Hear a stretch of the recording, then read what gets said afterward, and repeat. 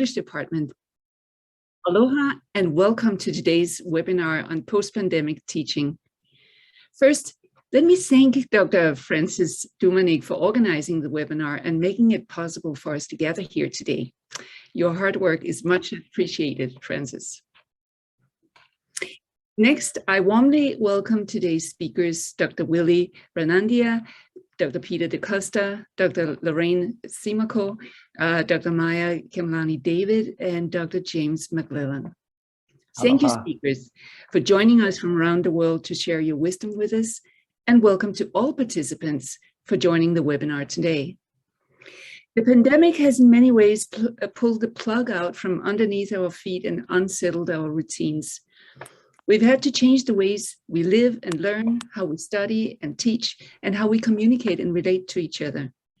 Many have suffered losses and had serious health challenges.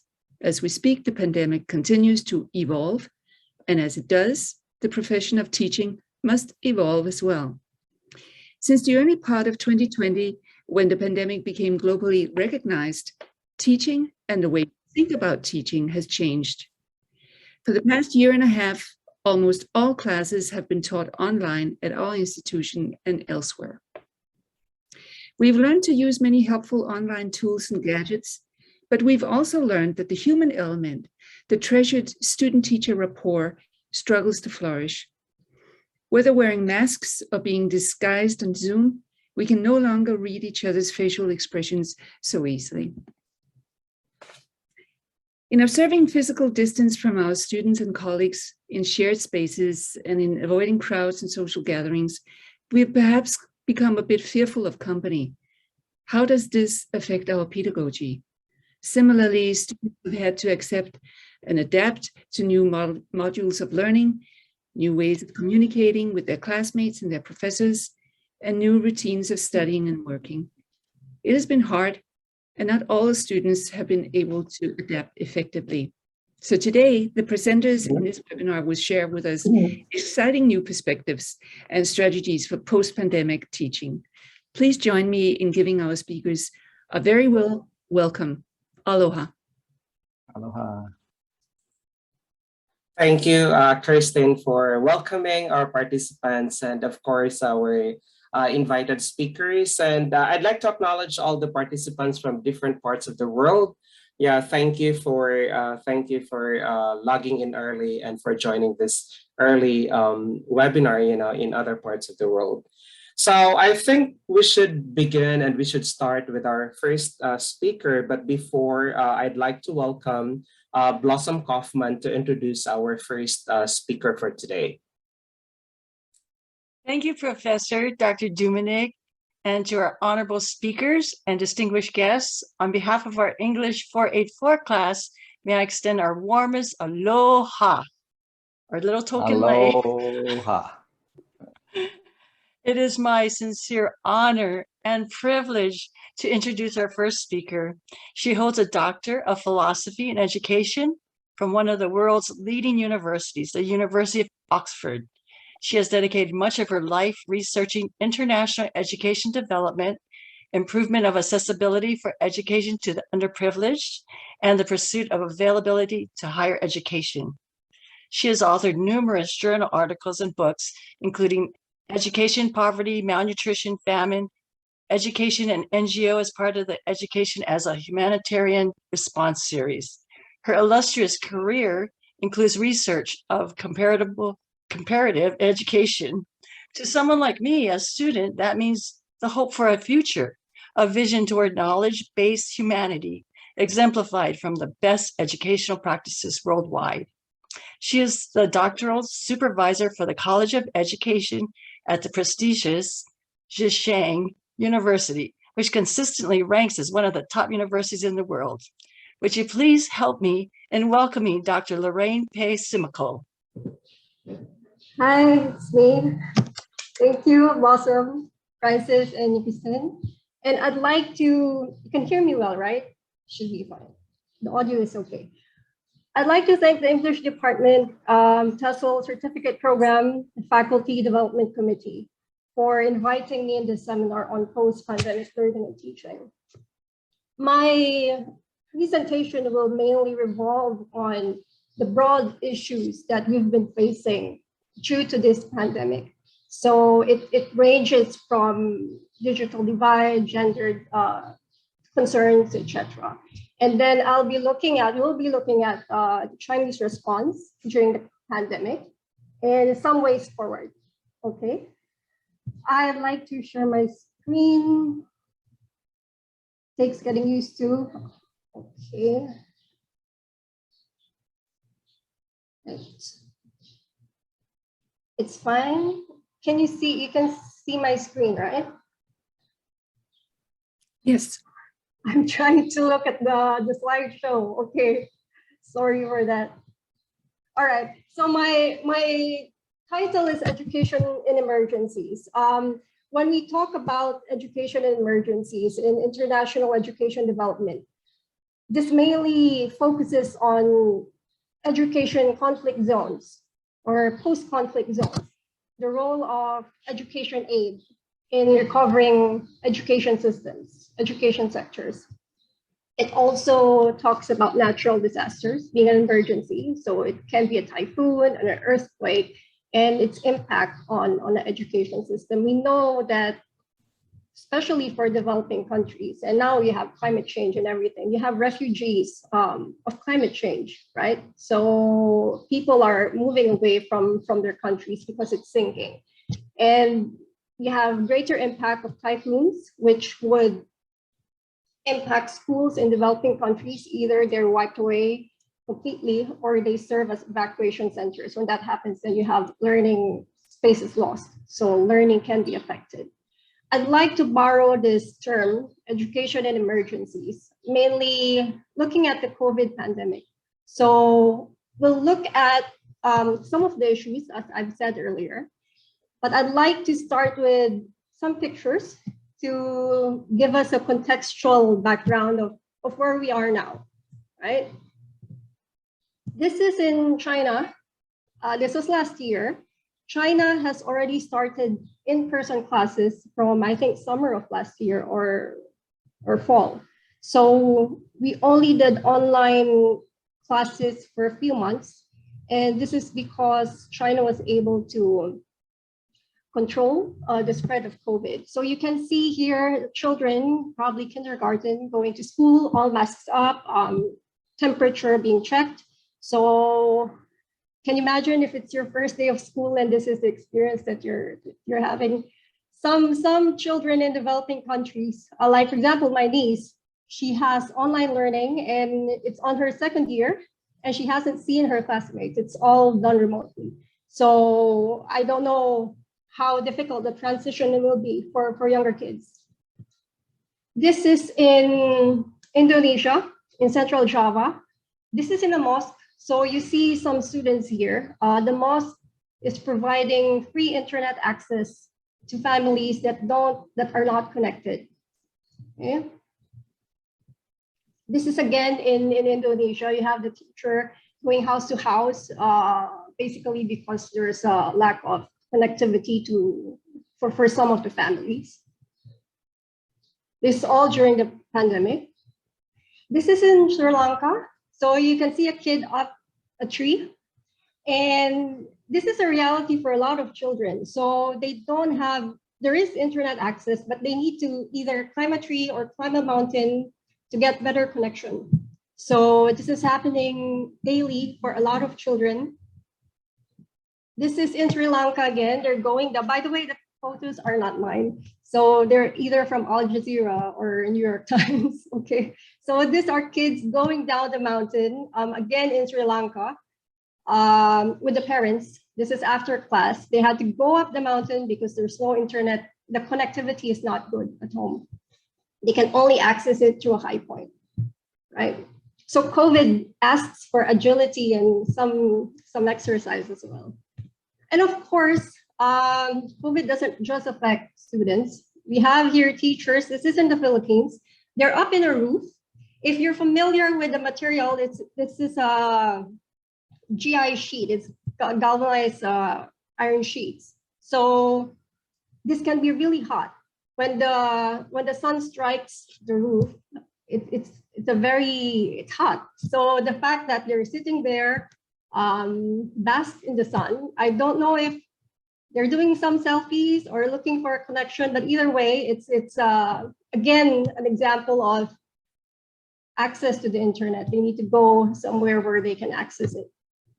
This is in the Philippines as well. So the teacher is there, either accessing the internet or looking for a better view. But I suppose it's for online class. You have the laptop here.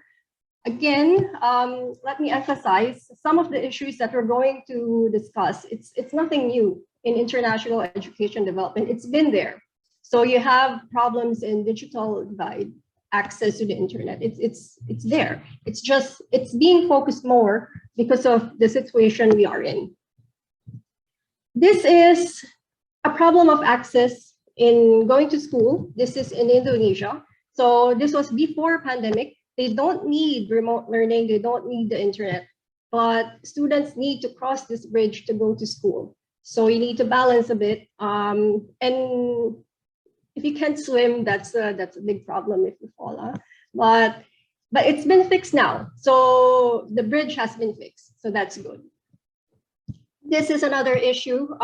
This is in the recent Israel-Palestine conflict a few months back, earlier this year. So you can see that the children are going to school and with the soldiers and barbed wire.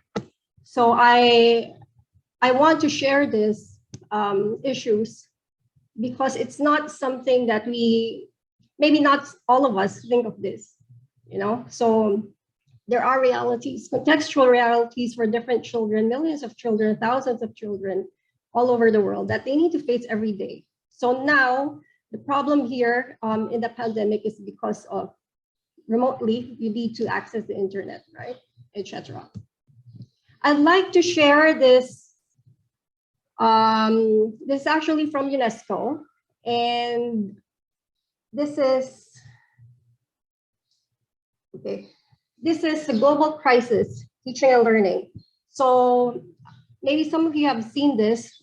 The statistics was from last year, April 2020. It might have been updated now, but gives you a good context of what's happening since the lockdowns and closure of schools. So since the pandemic, 9 out of 10 students worldwide have interrupted learning. 191 countries have closed all their schools, and it affected 1.5 billion students from pre-primary to tertiary education. Okay. Oh, sorry. Okay. So these are some statistics, again, from UNESCO. So there's a barrier to online learning due to school closures. On the one hand, we have, on the column, we have the worldwide rate, and we have sub-Saharan Africa on the other side. So half of the learners worldwide do not have household computer. So that's more than 800 million. In sub-Saharan Africa, it's more. It's 89% of learners. So that bears a big consequence for this remote learning. 43% of learners, 706 million, do not have household internet. Worldwide rate in sub-Saharan Africa is 82%.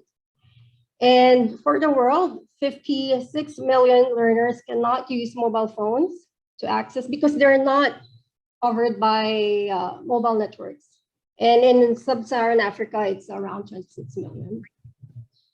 And of course, as I've said, it's not only the students that are affected because of this pandemic we're facing, it's also teachers. So 63 million primary, secondary teachers have been affected by school closures. It can range from different reasons. And one of it would be usually in some countries, education is provided by the private sector. So because of the economic implications of the COVID, then some of the schools didn't get enrollment. They had to close, they had to lay off some teachers. When we're doing online teaching, it requires us to have additional training. But just looking at the minimum requirement or the minimum training that teachers have, it doesn't include ICT. When we look at sub-Saharan Africa, only half of the secondary teachers have minimum training in how to teach, right? 64% in primary teachers are trained teachers in Sub-Saharan Africa. And of course, there's consequence in terms of we need to have trained teachers. One trained teacher for every 56 pupils in Africa, around the world, no income. And in Africa, it's 1 to 60. Okay, so provision of remote learning modalities since the pandemic. You have a global chart here, figure. You can see low income, high income. So we have blue, the online platform. It's a high tech, right? High technology.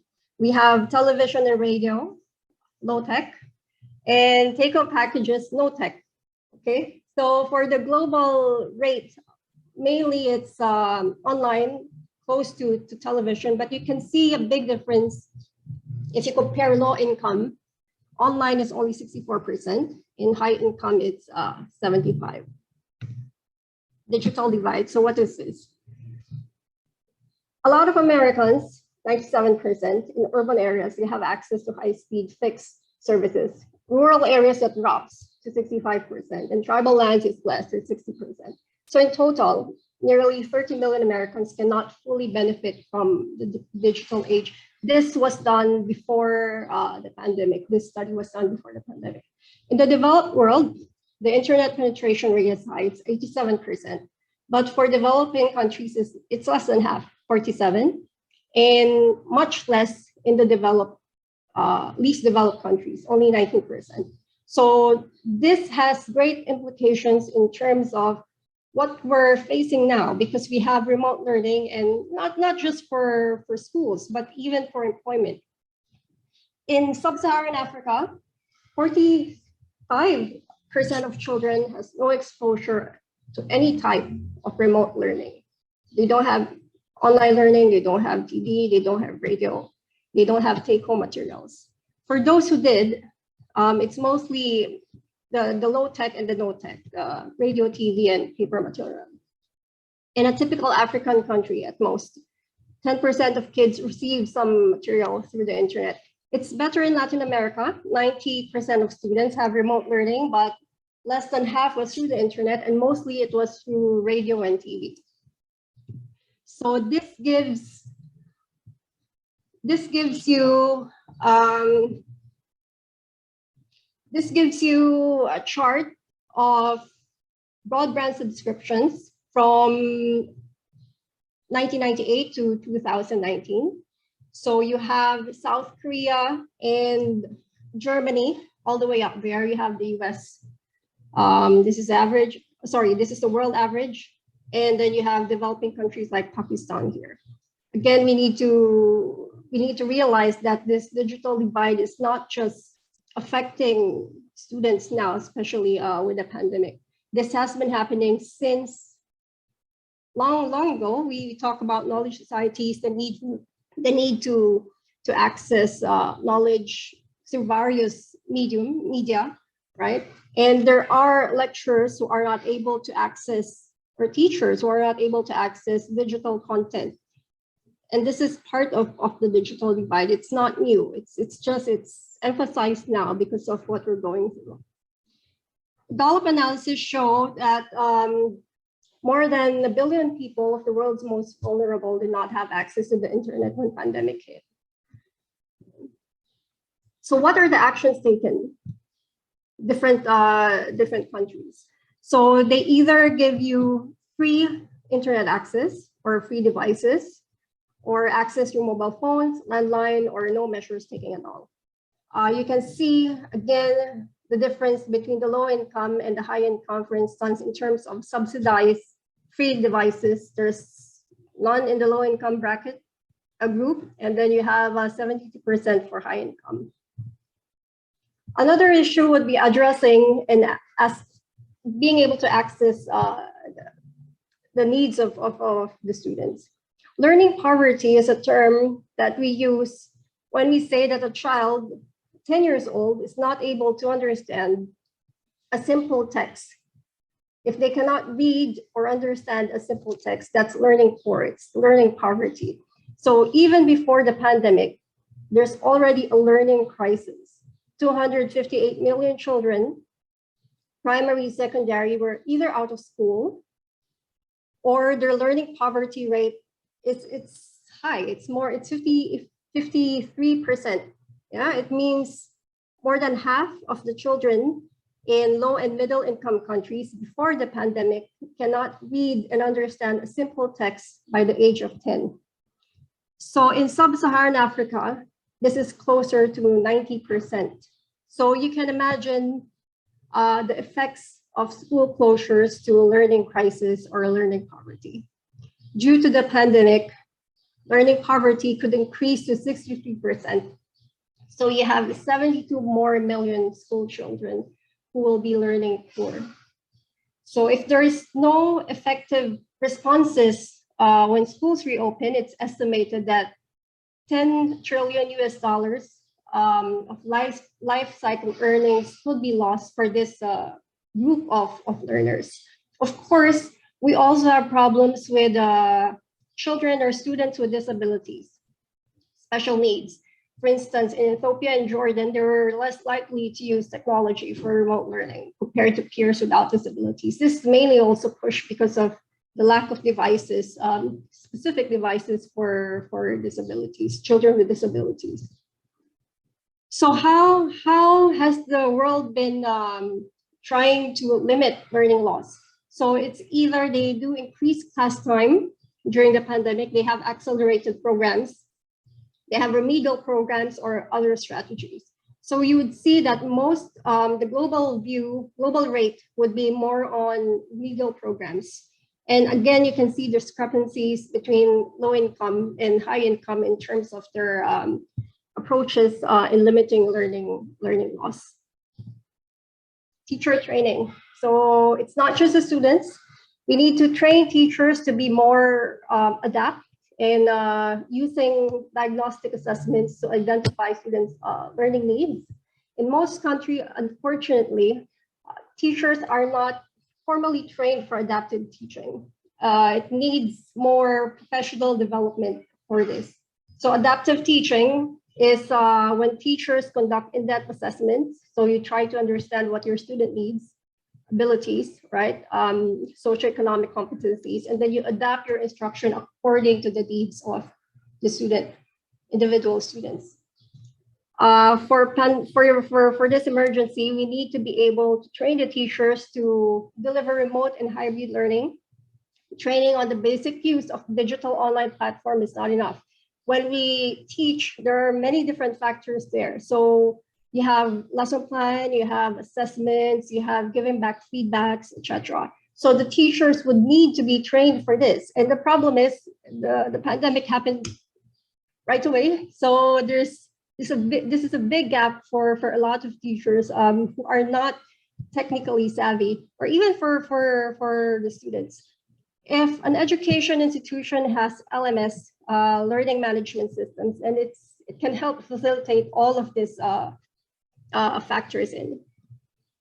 Gendered impact of COVID school closures. So due to this pandemic, girls have been reported to, this is again a UNESCO report, they have a gendered impact report. So girls are more stressed, but there's also isolation and anxiety among LGBTIQ learners. There's heightened risk of sexual assault for girls, similar to what happened during the Ebola pandemic a few years earlier. It's because when schools close, of course, it's a safe haven for them from violence. So when schools are closed, then the most vulnerable are not able to access social services that usually they get from school. And you also have cultural norms, which pose challenge for some. Like, for example, there's a study done in Pakistan where parents are less enthusiastic to give mobile phones to their daughters, or if they're given, then they need to be protected and controlled. So this is a cultural aspect that comes in. So you need remote learning. You need to be online all the time. So if there's a restriction on that, then it doesn't help with quality learning. In some countries, families are able to provide more support for the boys. So either through giving them more space, less chores at home, access to radio and TV. And because of the COVID, as we all know, there's a economic recession. And for students in poorer households, this has led for them to migrate to other places in search of work. So for example, in Mali, boys were reported to be engaged in manual labor. So they either become apprentice drivers, they travel to mines, do welding, etc., because of the economic implications of COVID. But again, we should realize that this has been happening even before the pandemic. So it's not unusual for boys, most especially, to drop out around grade 3 or grade 4. So that's around 9 to 10 years old. So they would be enrolled in school at a younger age, but when they reach that age in developing countries, they tend to drop out, boys from poor households, because they need to help the family earn some income. And girls' education in emergencies was already a challenge before the pandemic. So refugees, according to the UNHCR report, refugee girls are half as likely as boys to be enrolled at secondary level. And gains at that level are mostly favored because of the boys, been in favor of the boys. There's also an increase in child marriages due to the pandemic. So there's an increase from 12%, 23% from April to September. And again, this is driven by economic issues. And they would say that it's cheaper to get their children to get married than to go to school remotely. But this has been happening before, but it's just the pandemic has pushed it now because of economic burdens. Psychosocial support. So this is important. It's been mentioned that there's been an increase of incidents of violence among children because of school closures. Again, this relates to what I mentioned earlier, right? So schools are closed, place where they are safe, they cannot go there, they don't have peer support, there's no social services. And a pandemic also, it's out of normal, it's a new normal. So it disrupts what we are normally used to. So that is stress. And when you have stress, it impacts the brain negatively. So some would be better in coping and others less. So for your executive function, we need executive functions for learning. So when the brain is stressed, there would be less use of this, or not less, but it will be harder. It will be harder to concentrate, right? It will be harder to do the necessary work for improved school requirements, etc. Chinese response. So what did China do? January 21, 2020, COVID was, the lockdown in China happened, I think, in a week before this. And the world, apart from China, was all normal at this time. But then the Chinese had to lock down Wuhan. And a few days after the MOE, China is a centralized system. So the MOE made the policy that they should be tracking their students because it was a winter break. And the emphasis was learning should not stop. The MOE also asked universities, higher education institutions to join research relating to COVID, one of which would be vaccines and preventing more COVID symptoms, etc. Digital resources was provided free for Hubei. Hubei is the province where Wuhan is located. So within a matter of weeks, the Chinese government was able to provide 6,800 state-of-the-art online courses. It's a national platform in education institutions in Hubei. The MOE also called for support for university-affiliated hospitals. Usually, a university in China would have a hospital attached to it. So when COVID happened, during the first week, the peak of the COVID in Wuhan, Wuhan had to host 6,000 volunteers from different parts of China. This is a photo of my university's hospital. This is the first batch that they sent during the peak of COVID. I think my university sent 4 or 5 batches, and it would range from 100 to 400 personnel per batch. Language service group was also formed by the MOE, Ministry of Education, consisting of language professionals from different universities. They provided essential language assistance for medical personnel brought into Hubei. We need to emphasize in China, of course, the national language is Mandarin, but there are a lot of local languages. There are a lot of dialects, and not all would be speaking Mandarin. So there was a lot of volunteers from other parts of Hubei, and they might not understand the patients. So the MOE worked very, very closely with universities to be able to have a handbook for the volunteers. So based on a corpus analysis, clinical case scenario surveys, they selected 156 phrases, 75 short sentences, and they produced audio transcript files, and they paired it with a standard Mandarin version and the regional equivalent local language variations in 9 Hubei cities. So this was done very quickly, in a few weeks, because they had to go to Hubei, right? So it was very efficient the way they did this. So eventually they released a multilingual COVID-19 prevention handbook, rising from this Hubei dialect handbook. So we see a very cooperative relation between State of Language Affairs, the MOE, and universities during the outbreak. Mental health was also supported. There's a program. This was, again, one of the policies of the MOE. They emphasized the need for mental health. This wasn't done a month after, it was done the minute they had COVID. So there's a program for this, and everybody can call, even those who are Chinese overseas, because they might be worried for their families in China. And in terms of employment as well, the MOE did this 24/7, 365, around the clock, all year round, online recruitment. They had to expand graduate studies. So those who finished their bachelor's can go to graduate studies. This was mentioned by MOE because of COVID.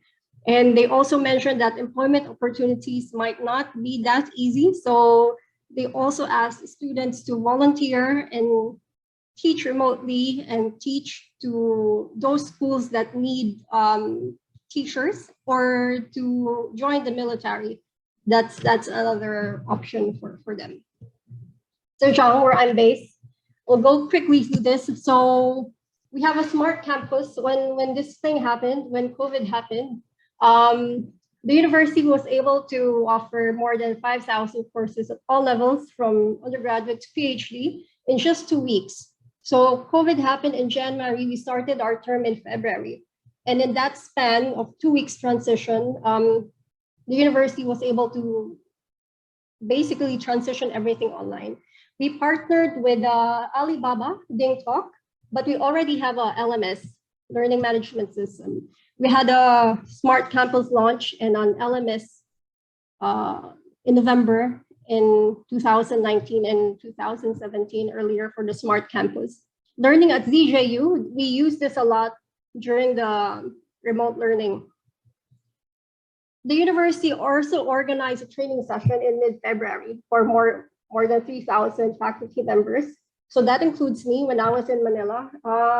You need to meet your students at least once online. If you're not able to do that, then they close the course. So it was a group effort for the university. Again, it was emphasized that learning shouldn't stop even at the peak of COVID. At that time, more than around 2,500 students were supposed to defend their thesis for spring 2020. So everything was moved online. In terms of bridging digital divide, the university also gave some free online learning for more than 1,000 disadvantaged students. They also negotiated deals with several networks for data plans for faculty and students. We use big data to track health status of admin, faculty members, students, regardless where you are. If you're in China, if you're in Philippines, if you're in the US, you need to use this health status, which I'm going to show later on. In Hangzhou, this is a city where my university is based. There's a color-coded health code. So green, you're safe. What else? Red, you're not. So they did this in a matter of weeks, and it's been done, eventually copied in the rest for the rest of China. So this is the health status report. It has a day. Eventually, it was revised, and some questions were added. But basically, you need to report if you have a fever, if you have been isolated, or where you are, and we need to report. All students, all staff would need to report before 12 noon every day, and until now we're doing it. So we were doing it since February last year until now. If you don't, they would not call you, they would email you and then ask if you're okay. So because they're afraid you might have COVID or something. So they really track, they use big data to make sure that the faculty, the members are safe. So what's happening in China? Now it's back to normal. In my university, 2 weeks ago, there was a scare. There was one teacher who was positive of COVID, asymptomatic. China has a zero COVID policy, right? So when the result of that teacher came out around 6 p.m., the entire campus was closed, and there were around 60,000 people there, students and staff and others. So this is them lining up to get the COVID test. So in one night, they were able, you cannot leave the campus because they put it on lockdown. So they also transitioned the in-person teaching to online. So it was done right away. So the following day, the ICT personnel just had to tweak the system. So they were able to test 60,000 students and staff all in one night, and the results the following morning. Okay, what do we need to consider? So learning spaces, of course, for more structured subjects like math and science, it's there, but for arts and physical education, how do you do it? You need to be creative, right? Textbooks, it's the most visible component of the curriculum. Because of online learning, then some of the materials need to be uploaded. There are copyrights, digitalization implications for this, especially for countries where textbooks are produced by private publishers. So we need a more cooperative collaboration, partnership between publishers and schools, government, etc. Teachers, of course, would need to be prepared for a full range of opportunities. It can be through TV, giving instructions or learning through TV, radio, social media. So pedagogical continuity is there.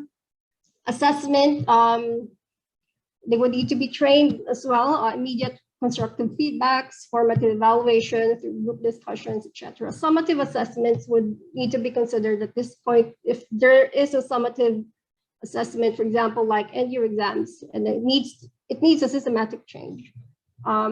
Diversification in teaching and learning. So digital content should be accompanied by other media. So we are able to reach students who would lack e-tools and connectivity. So the challenges would be poor infrastructure and tools, as you've seen earlier in some of the photos. In China, there was a school that, not a school, a city or a county that didn't have internet connection. So when COVID happened, China set up a mobile tower. So right away. So then the children are able to do this remote learning. So that's the advantage of a centralized system. We have competing economic household economic capacities, illiteracy rates like learning poverty earlier on, language instruction. So in the context of a pandemic and a crisis, we need to be more intergenerational learning. So we go beyond formal teaching and learning. There's also non-formal and informal. Lastly, but not the least, learning spaces should be safe spaces. Before now, we are all doing remote learning. So we just need to make sure that there's no online bullying, for example, for teachers and students, etc. Okay. Thank you. I think I went beyond my time. I don't know if we have time for Q&A, but if we don't have time for that, I'll be happy to answer your questions. You can send me an email. Yeah, thank you very much, Dr. Simako, for that wonderful presentation where you really tackle like the global coverage of how people from different parts of the world, responded to this pandemic. And the topic on education in emergencies, this is very much relevant, and I think a lot of us are able to see what's going on, not just in the US, but also in other countries, especially those, I would say, developing countries. And I guess we don't have much time, to really allocate the question for Dr. Simako, but I think she showed the email address. If you have some other concerns regarding her presentation, then you can just directly send her an email. So thank you very much for that. And later, if Dr. Simako can type the email address, her email address on the chat box, then that would be greatly appreciated. So let's move on to the next presenter in today's webinar. And I'd like to welcome the next person who will introduce the second speaker. Let's welcome Jake Unger. Jake. Hey, how's it going? All right, to follow that that wonderful presentation, honestly, we have Dr. Willie Renania, who is a language teacher educator with extensive teaching experience in Asia. He currently teaches applied linguistics courses at the National Institute of Education in Singapore, Nanyang Technology University. He is a frequent plenary speaker at English language teaching conferences and has published extensively in second language education. His publications include language teaching methodology, student-centered cooperative learning, as well as a recently published book chapter, the primacy of extensive reading and listening.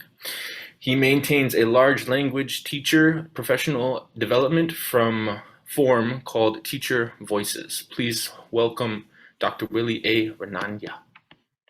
Thank you. Thank you very much, Jake. Ladies and gentlemen, first of all, I would like to say Magandang Umaga to those of you from the Philippines, the majority apparently, colleagues, friends from the Philippines, and also for those of you from Hawaii. Let me practice doing this. Aloha, everyone. I spent 2 years in Hawaii, and I used to be very good at saying, aloha and how's it going? How's it going?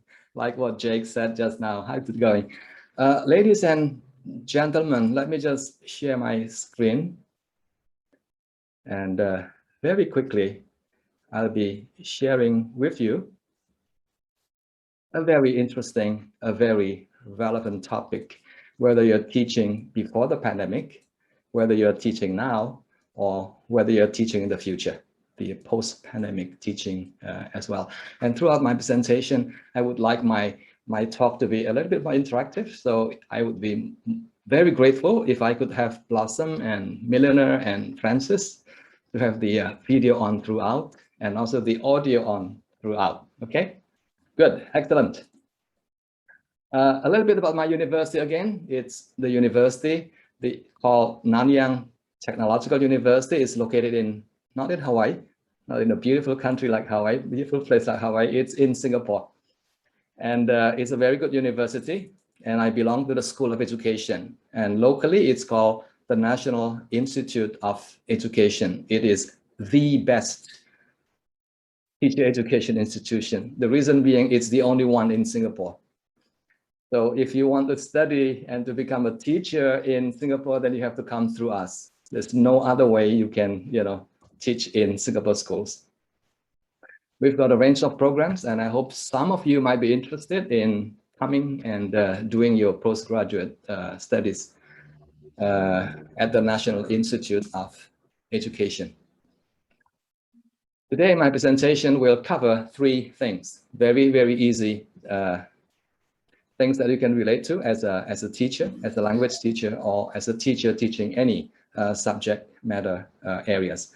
The first one is, what is this thing called student-centered learning? SCL stands for student-centered learning. And then I'm going to focus in particular on one of the most important aspects relating to student-centered learning, and that is motivation. Another word associated with motivation is engagement. And some people have suggested that engagement, motivation is the holy grail of learning. Isn't that wonderful? The holy grail of learning. To the extent that we are able to get the students excited in our lessons, in the classroom, I think we will be able to get very far in our teaching, helping our students to acquire a lot of knowledge from you and also from other resources that are available outside the classroom. And the last part of my presentation, I'll be sharing with you six very important ideas that we can use, very practical ideas that we can use to engage our students, the 6 T's of motivation. So all the 6 ideas will all begin with the letter T. So stay tuned.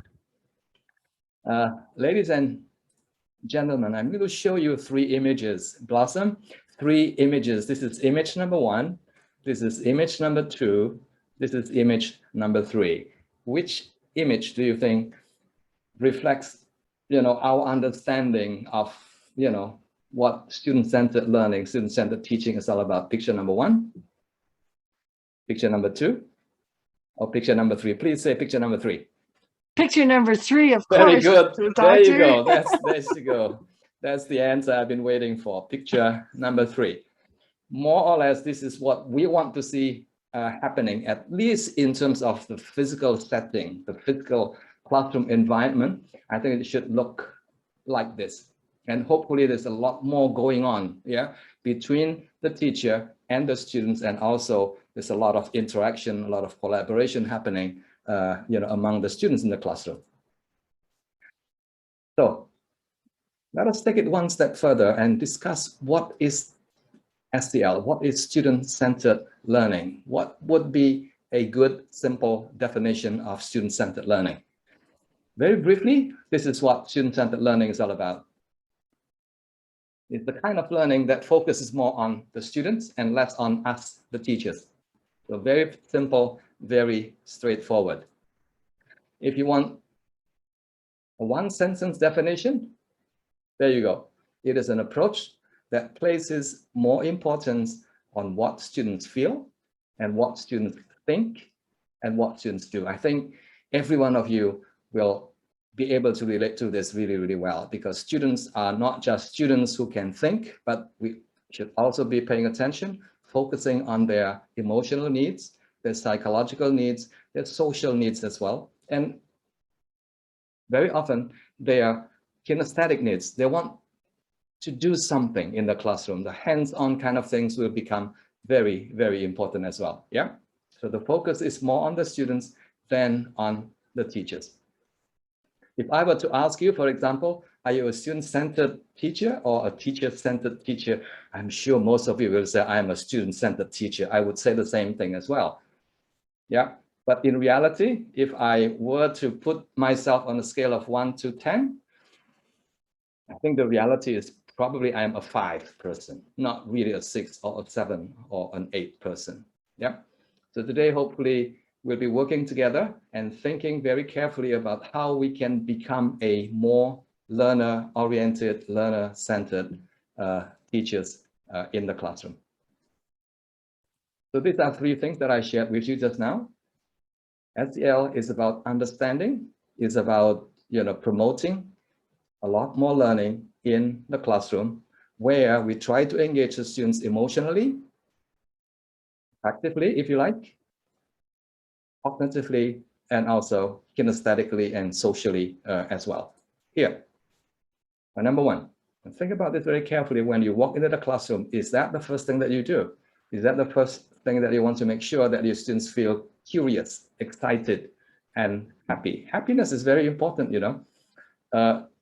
People who are happy are more likely to be more open to learning new things in the classroom.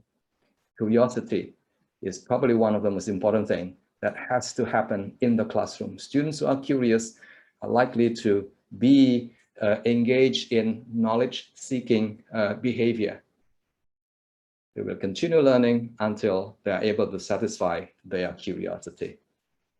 In terms of cognitive engagement, I think student-centered learning promotes, a lot more and deeper level kind of thinkings that happen in the classroom, where the students are making a lot of connections.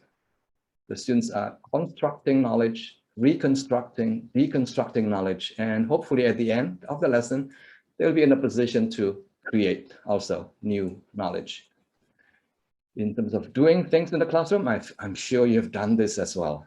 Getting students to talk, to discuss, to interact, to even debate, ideas that the teachers actually suggest in the classroom. I think that is something that we should encourage the students to do, to disagree with the teachers so that they can explore the ideas more deeply. They can do additional reading.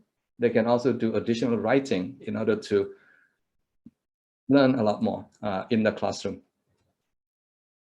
Let's look at very briefly what happens in a teacher-centered classrooms and compare this with what typically is happening in a learner-centered classroom.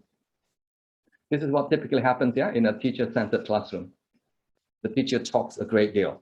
Now, this is interesting, although we don't want to admit, but the data is there, the research is there, that teacher talk continues to occupy, like 80% of classroom time. And because of that, it is the teachers who engage in deeper level kind of processing. They think, they do all these wonderful thinking things in the classroom. And the teachers are usually the one who is feeling very excited in the classroom. What about the students? Are they excited as well? Probably not so much, not so much. And because of that, who gets to learn more? Is it the students or the teachers? It's a very important question for us to consider.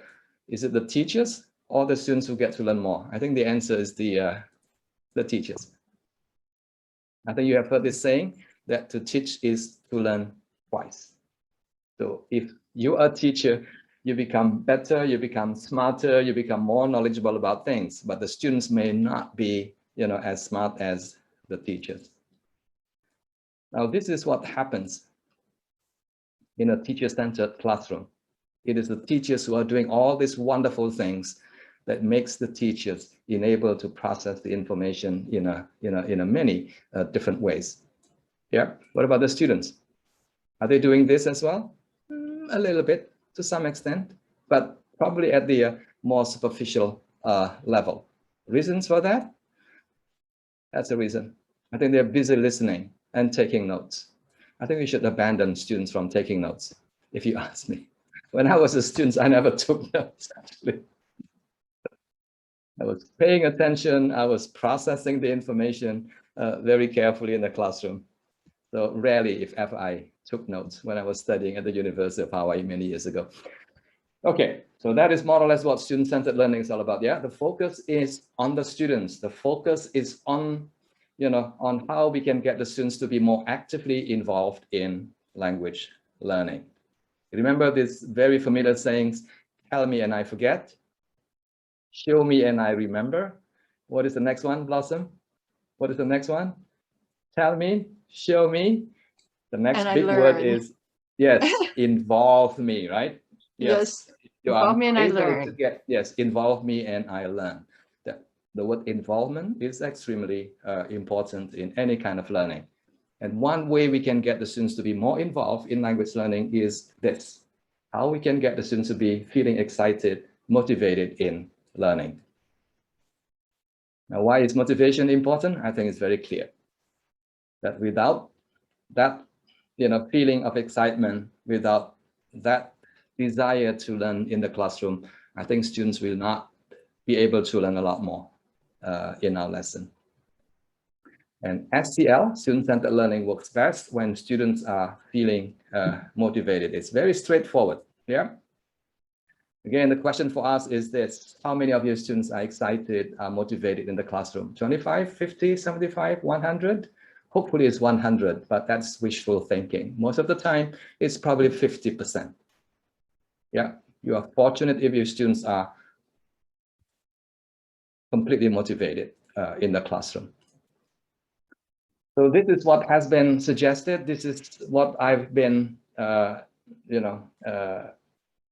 encouraging people to think more carefully.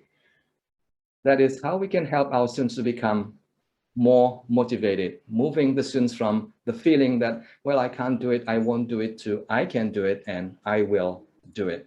And I'm going to quote this very, very important sentence from one of the top scholars in the area of second language motivation, and that is Zoltan Donye. It's from his book, and I remember this quote very, very well. Yeah, so pay attention. This is very important because it applies to you, the teachers. When the students are not doing well, when the students are not motivated, it's probably not the students' problem. It's probably the teachers who have not done a good job. And the suggestion here is very important to me. And it says the best way to motivate students is to improve the quality of our teaching. Haha, very important, isn't it? Improve the quality of our teaching. Now, here are my 6 T's of motivation. Yeah, how do we improve the quality of our teaching? I have some ideas to share with you. 6 ideas. There may be more out there, but I'm going to focus on these 6 ideas only. Now, these are the 6 ideas. T1, T2, all the way to T number 6. There you go. Then we begin with T2. T2 is teaching methods, the way we teach, the way we deliver our lesson. Number 2 is, T number 3 is the text, the teaching materials. T number 4 is the task that comes after the teaching materials have been presented. The next one is T5, the test, the assessment. And number 6 is technology. What about T1? What is T1, do you think? T1, what is T1? It's right there in the middle, and the color is very powerful, very strong color there. What is T1, Milena? Yes, it's you, the teacher. Teacher. Yes, yes. T1 is the teacher. And T1 is probably the most important, element in us helping our students to become more motivated. Let's look at T1. Maybe I should ask you this question. Are you an inspiring teacher? Are you a motivating teacher? Are you the kind of teachers whom students associate with somebody who is very exciting in the classroom? Are you somebody who can relate to the students on a personal basis? Are you somebody who can, make the students feel welcome, feel respected in the classroom? That is the teacher. To the extent that you're able to do that, I think your students will feel more excited. They will feel happier when they are in the classroom with you. So, number 1, relationship, I think is very important. I think the big word is rapport, good relationship that you have with your students. Maybe knowledge, your knowledge about the subject matter, whether it's language, whether it's science, whether it's mathematics. I think students look at you as somebody who is more knowledgeable than the students. You are not the most knowledgeable in the world, but at least in the classroom, you are more knowledgeable than the students. And then the way you teach, the delivery of your lesson also is very important. Your personality, Blossom, anything that you have learned, any kind of personality that students usually associate with, this teacher who is motivating, who is interesting, anything, any personality? Yeah. Happy? Happy, yes, a happy teacher. Yes. Happiness is infectious, isn't it? Just like That's right. COVID-19 is infectious. Happiness, anything else? Anything else? Somebody who is warm-hearted, somebody who is friendly, somebody who is approachable. And one word that I've learned from interacting with a lot of teachers and students, are you a likable person? I think this is a very important aspect of, personality that the teacher must have. Likability. If your likability index is high, chances are your students will also enjoy learning and studying with you in the classroom. Common sense. You like to be, learning with somebody whom you respect, whom you like to be with. I think the students will also feel the same way. I did a quick survey here showing some of the responses from teachers, from students, in terms of what is seen as a teacher who is motivating. Yeah, relationship is there, knowledge about the subject matter is there, and there are many other factors there. Yeah, but the key thing is that the teacher is probably the most important, and the teacher is probably the least utilized elements that can increase students' motivation in the classroom. So that's T number one. Yeah, T number one is the teacher, and T number two is the teaching method. There are many, many different ways of teaching. Surprise, surprise, surprise. Most teachers that I know enjoy doing this, the lecture style. I know it's very effective. It's very efficient in terms of time. You have, set of content that you want to get across, and you can do it very quickly in half an hour, in 1 hour, done. But the quality of learning may not be as big as you have expected. So in terms of teaching methods, I think one thing you need to think about is how we can choose the kind of teaching methodology that is less teacher-fronted, less teacher-centered. So find one that is more student-oriented. Inquiry-based learning is becoming very popular now. Discovery type of learning is becoming very popular. Seminar style, flipped classroom, having a classroom debate, for example, where the students work together and exchange ideas, debating things that are presented in the classroom. The key things to remember, though, is variety. Occasionally, we may want to lecture because that may be something that the students need. They want to learn something new, something that they have not heard before. I think lecturing will be fine. But most of the time, I think we need to think about how we can use a wider variety of teaching methods that are available. And technology actually has made it easier for us to use, a wider variety of language teaching methodology. Now, in terms of the structure of your lesson, now this is just my thought, my suggestions. Yeah, the design of your lesson should probably be something like this. In the beginning of the lesson, please, you might want to state very clearly what is the most important takeaway of your lesson. My presentation today, for example, this is the key takeaway: to motivate students, improve our teaching. That is the most important thing for today's lesson. The structure, how you present, yeah, the outline. Also, we'll have to be very clear, very simple. The example I gave is this one. What is SEL? What is motivation? And the 6 T's of motivation. And then in terms of the things that you do in the classroom, never speak for more than 15 minutes. I think that will be my, advice for everyone today. Never speak more than 15 minutes. Our students have a very short attention span. Although they are adults, I think very often their attention span is much shorter than children. Trust me. I've been there myself.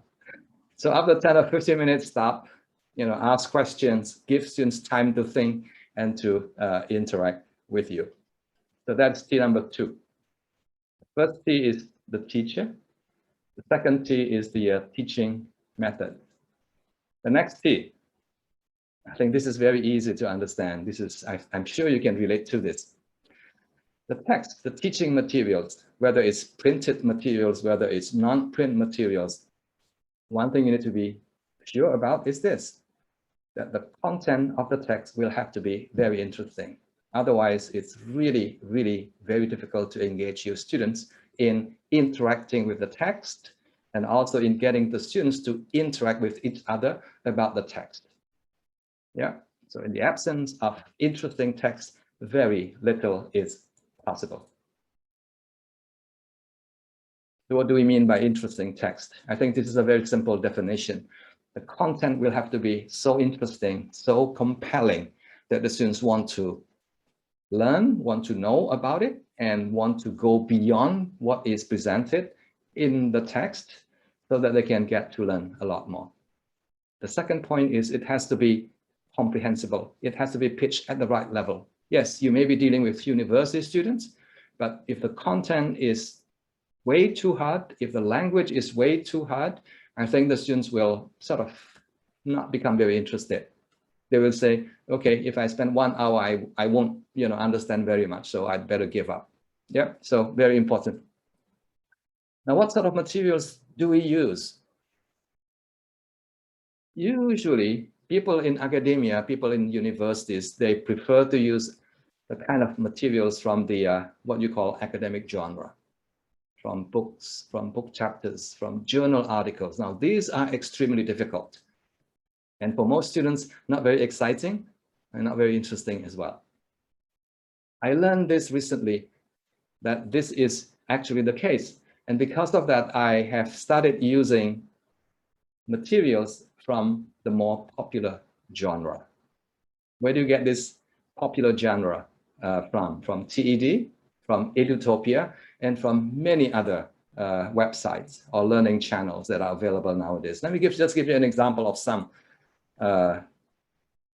topics that are really, really nicely presented in TED. This is about if you're teaching ESP, for example, if you're teaching engineering students, for example, this might be of interest to them before they actually read the more academic type of discourse.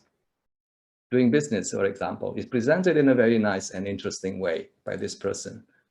If you're teaching psychology, materials from TED, like the one here presented by Angela Ducksworth, is extremely, extremely exciting and interesting.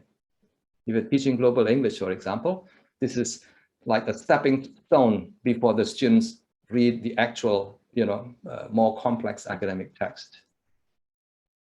Here's another one on language. Yeah. So the key thing to remember is that text will have to be interesting. If they are not interesting, then it's really difficult for you to engage your students in deeper conversations, in deeper learning about the text. And these days we are fortunate because most texts are digital. And I think you have to make use of digital text in our teaching because they are more shareable, they're more interactive. And if the text is long, you can annotate the text, just like what we normally did with printed text, we can annotate. And applications now are available, freely available for you to annotate. Written, annotation, audio annotation, or even video annotation. Nowadays, it's possible. Edpuzzle is a very good application that you can use when you, send a video material to your students, like a 60-minute video. That's way too long for the students to, to enjoy. You can break it up into smaller sections, and you can insert discussion tasks using Edpuzzle. Okay, just very brief reflection for everyone. Which of the first 3 T's do we still need to improve on? T1, T2, or T3? Quick answer, Blossom? All of the above, yeah? Yeah, all of the above. All of the above, very good. Milena? All of the above. All of the above. Okay, good. Okay, let's move on. 3 more to go, yeah? So teacher, T1, teaching method is T2, and T3 is the text. T4 is the task. Think about this. Yes, the text can be interesting, but that is not enough. We need to think very carefully about the task so that we can engage students at the deeper level of processing.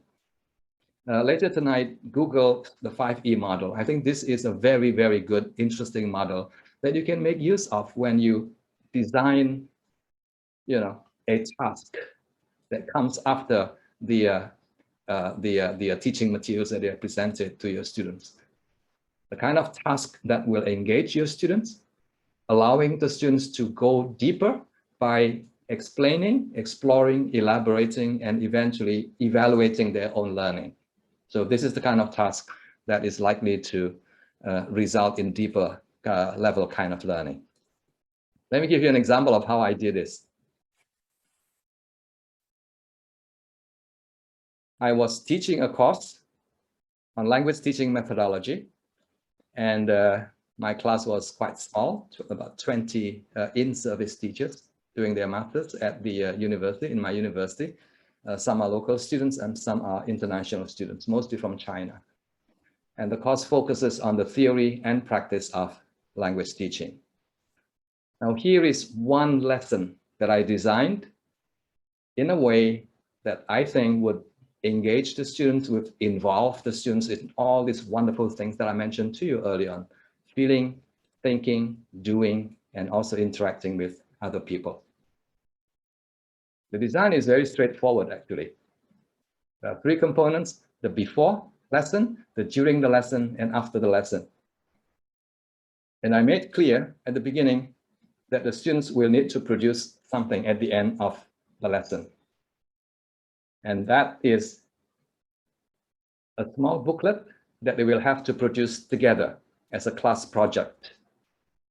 So at the end of the discussion of the topic on vocabulary learning, the students will come up with a set of principles, something like 10 principles for them to take away from.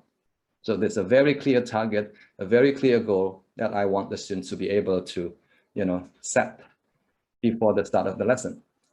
Now, before the lesson begins, I send reading materials via an application called Wakelet.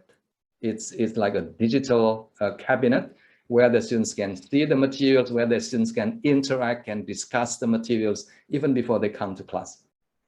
And then during the lesson, I did a small presentation, about 15-20 minutes, and that's all there is to it.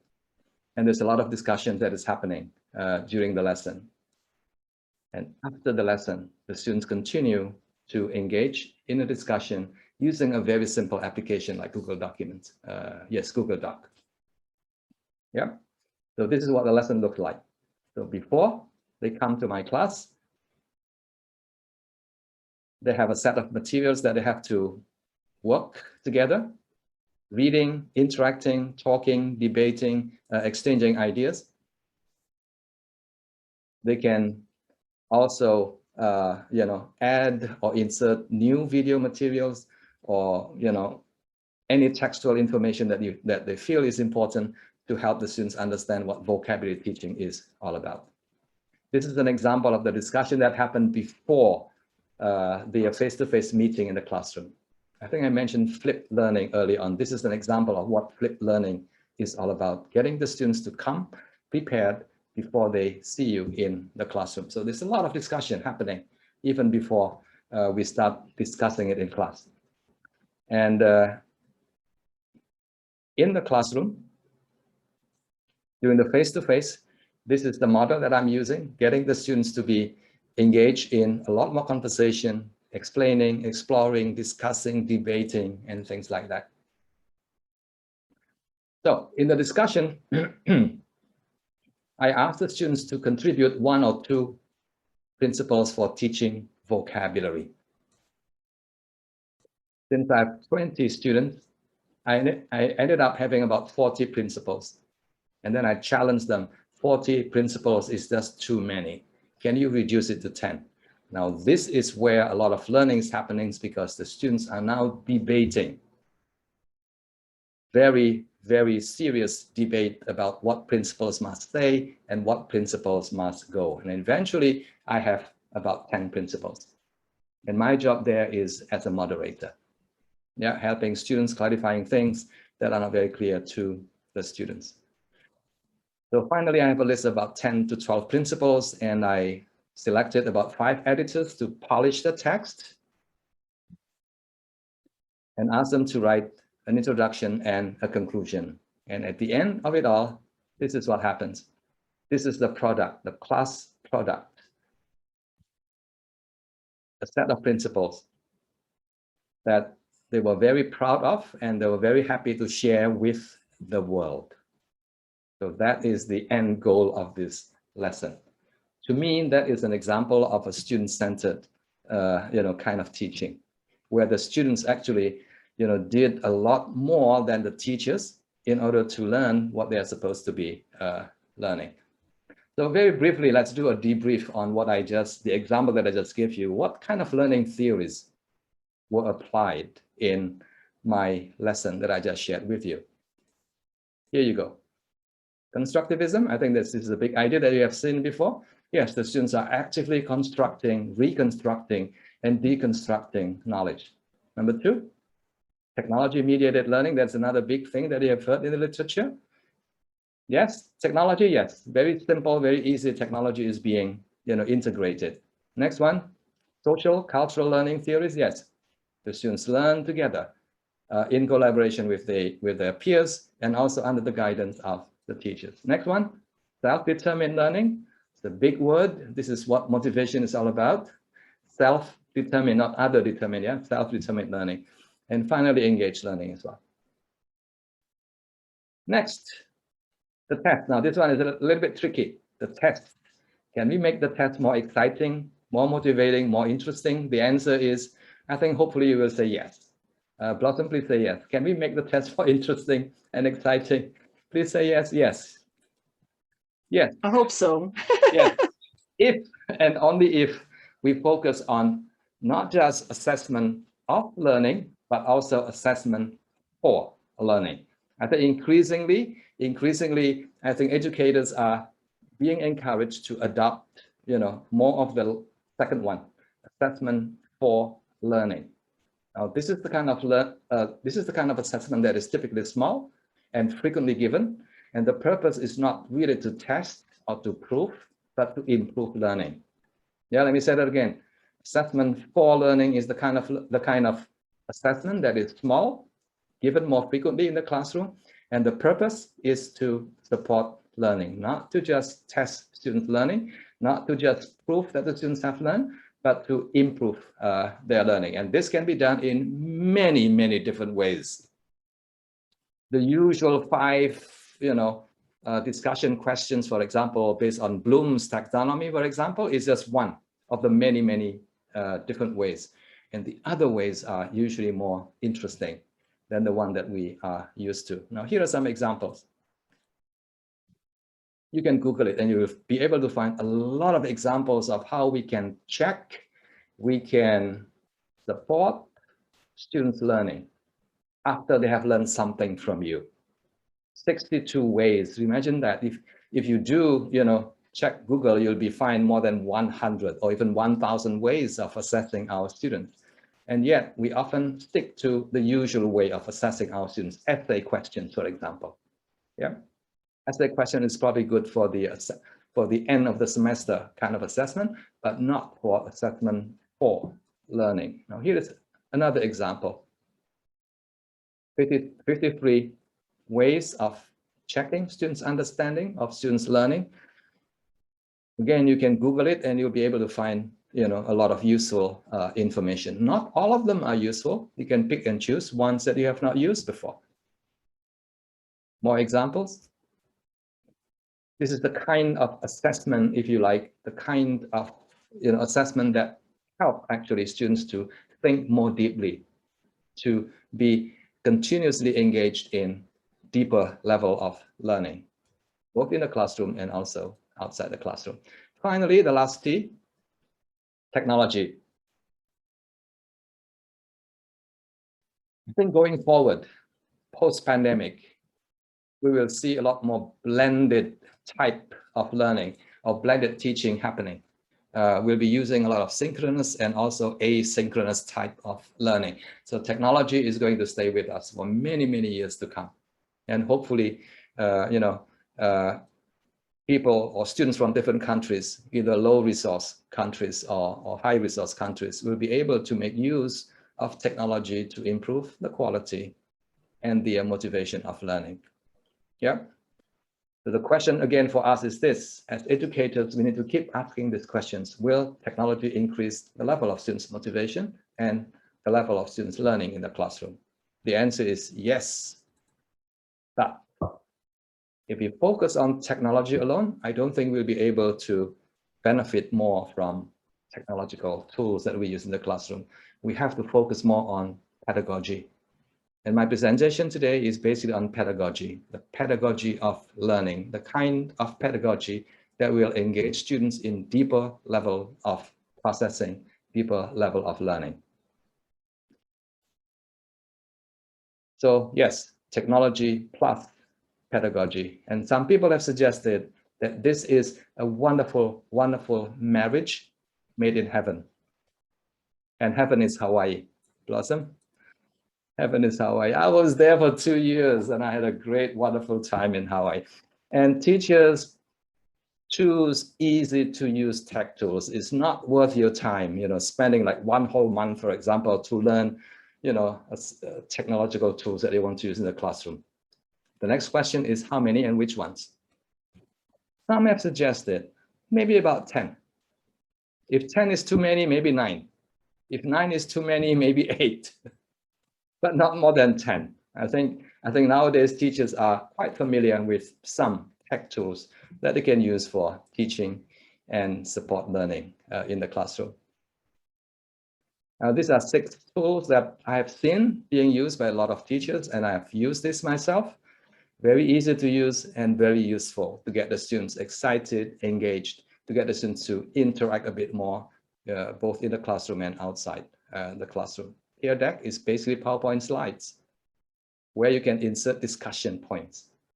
It's available on Google Drive, Google Slides, yeah. Mentimeter, very popular. Wakelet, I think that's one that I used and mentioned to you earlier on. Padlet, also very popular. Flipgrid and Edpuzzle.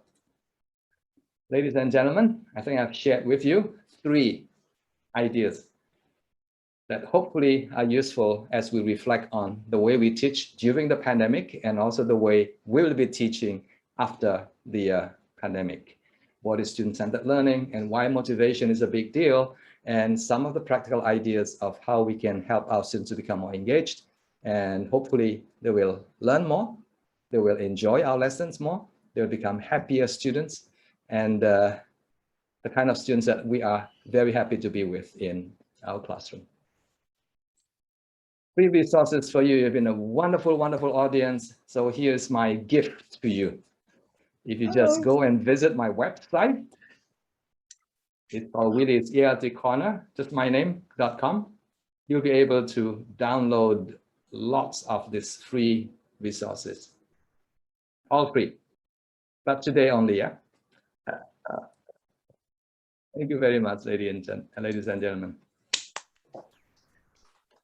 Thank you, Thank you. Dr. Willie, for that engaging and very motivating presentation. And I think our audience are able to, those who are here are able to understand the practical approaches, the practical pedagogy that we're going to use. And I think that's really one thing that really strikes me is that the span of learners, this time in the classroom, this is like 10 to 15 minutes, and I will definitely agree with that because that's a reason also why I tried to reduce my classes online, because students cannot really, even for 30 minutes, students can't really last that long.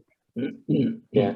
So thank you so much. And we're inviting again Dr. Willie Renandia next year in 2023 for our high sales. 2023 supposedly by next year, but because of the pandemic, we're moving it to next year. And we're looking forward to see you next in 2023, but we can also do that one by next year, you know.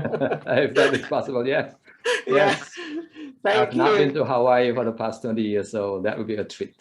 Yeah, right. Thank you, Dr. Willie. That very wonderful and motivating, encouraging presentation, especially to all our teachers. And unfortunately, we don't have much time for the question and answer. We'll just be moving on to the next speaker, but I'd like you to look at Dr. Willie's website, and you could see all his books. And I'm also following his website. I'm checking, some of his publications. He's a well-published researcher in Singapore, and not just Singapore. I think you've co-authored with a lot of professors here in the United States. Thank you. And let's move on to the next speaker. And I'd like to call on Christian Atalig to introduce our next speaker. Hi everyone, my name is Christian Natalie, and I'll be, announcing our next speaker is an honorary professor with the Asia Europe Institute, University of Malaya. She is a former member of Faculty of Languages and Linguistics, University of Malaya. She served as the head of the sections of co-curricular University of Malaya, or SCIT, from 2006 to 2013. And has been consultant and advisor to several higher education institutions in Malaysia and UK. Maya David is honorary fellow of Foundation of Endangered Languages, or FEL, Chartered Institute of Linguistics in UK, and LanguaPax new winner in 2007 for her language maintenance and shift work. Her intellectual interests center on discourse analysis, critical discourse analysis, legal discourse, and language of human rights. She is the author of 28 books and more than 400 research articles. Her publications have been cited over 2,397 times in Google Scholar. Her publications include works in the field of sociological linguistics and social culture issues. She is currently engaged in several research projects, including the study on identity on ethnicity of minority diaspora community, and politeness as manifest in the questioning discourse of Western and Asian academics. Now let's welcome Professor Maya Kilani David. Thank you so much, Christian, for that wonderful introduction. I'd like to start the presentation. Good morning. Is it morning over there in Hawaii? It's afternoon. All right, it's good.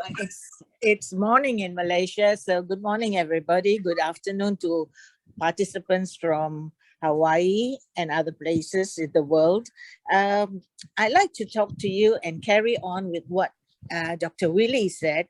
Dr. Willie was talking about the advantages of blended learning using both online and offline teacher-fronted classrooms. So that is the focus of my paper too, but I'm focusing more on reading skills, specifically reading skills. Which reading skills would you use in online and using technology, and which would you use in face-to-face classrooms? And that is the aim of this paper. And the voices that you hear, it's not a theoretical paper. We actually went and collected data from teachers in Pakistan, because the reason we chose teachers in Pakistan was according to research that by Iqbal and Campbell in this year, they actually said that the teachers then in Pakistan were not very accustomed to using online technology.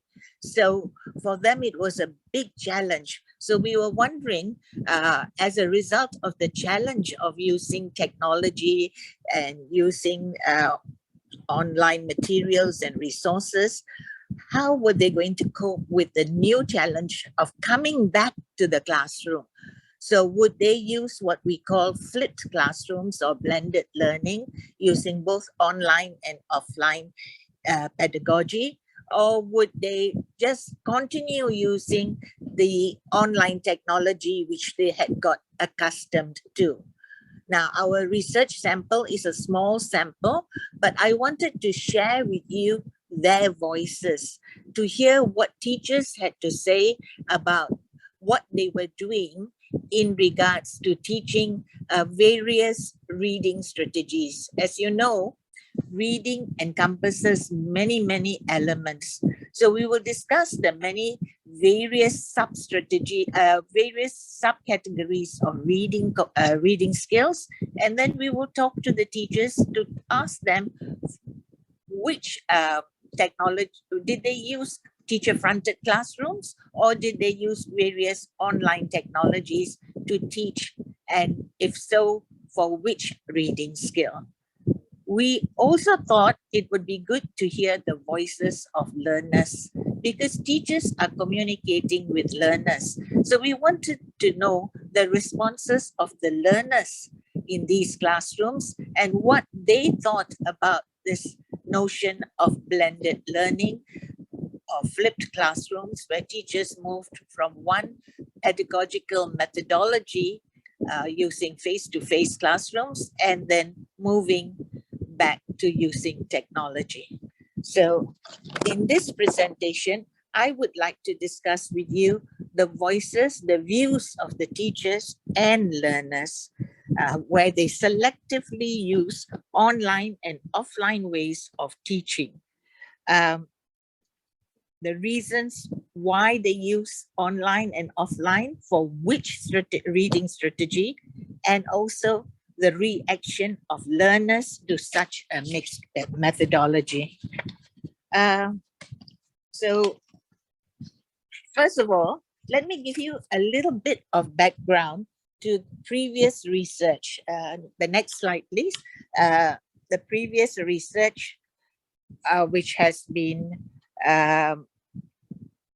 done regarding online education. You know that when we had the COVID pandemic upon us, teachers had to suddenly use technology because there were no more classrooms to go to. Schools were closed in many countries. So they had to learn to use the online technology, and they could not meet their students. So how did they handle this? So many researchers have actually worked on this. They have actually worked on how teachers reacted to the use of technology during the pandemic.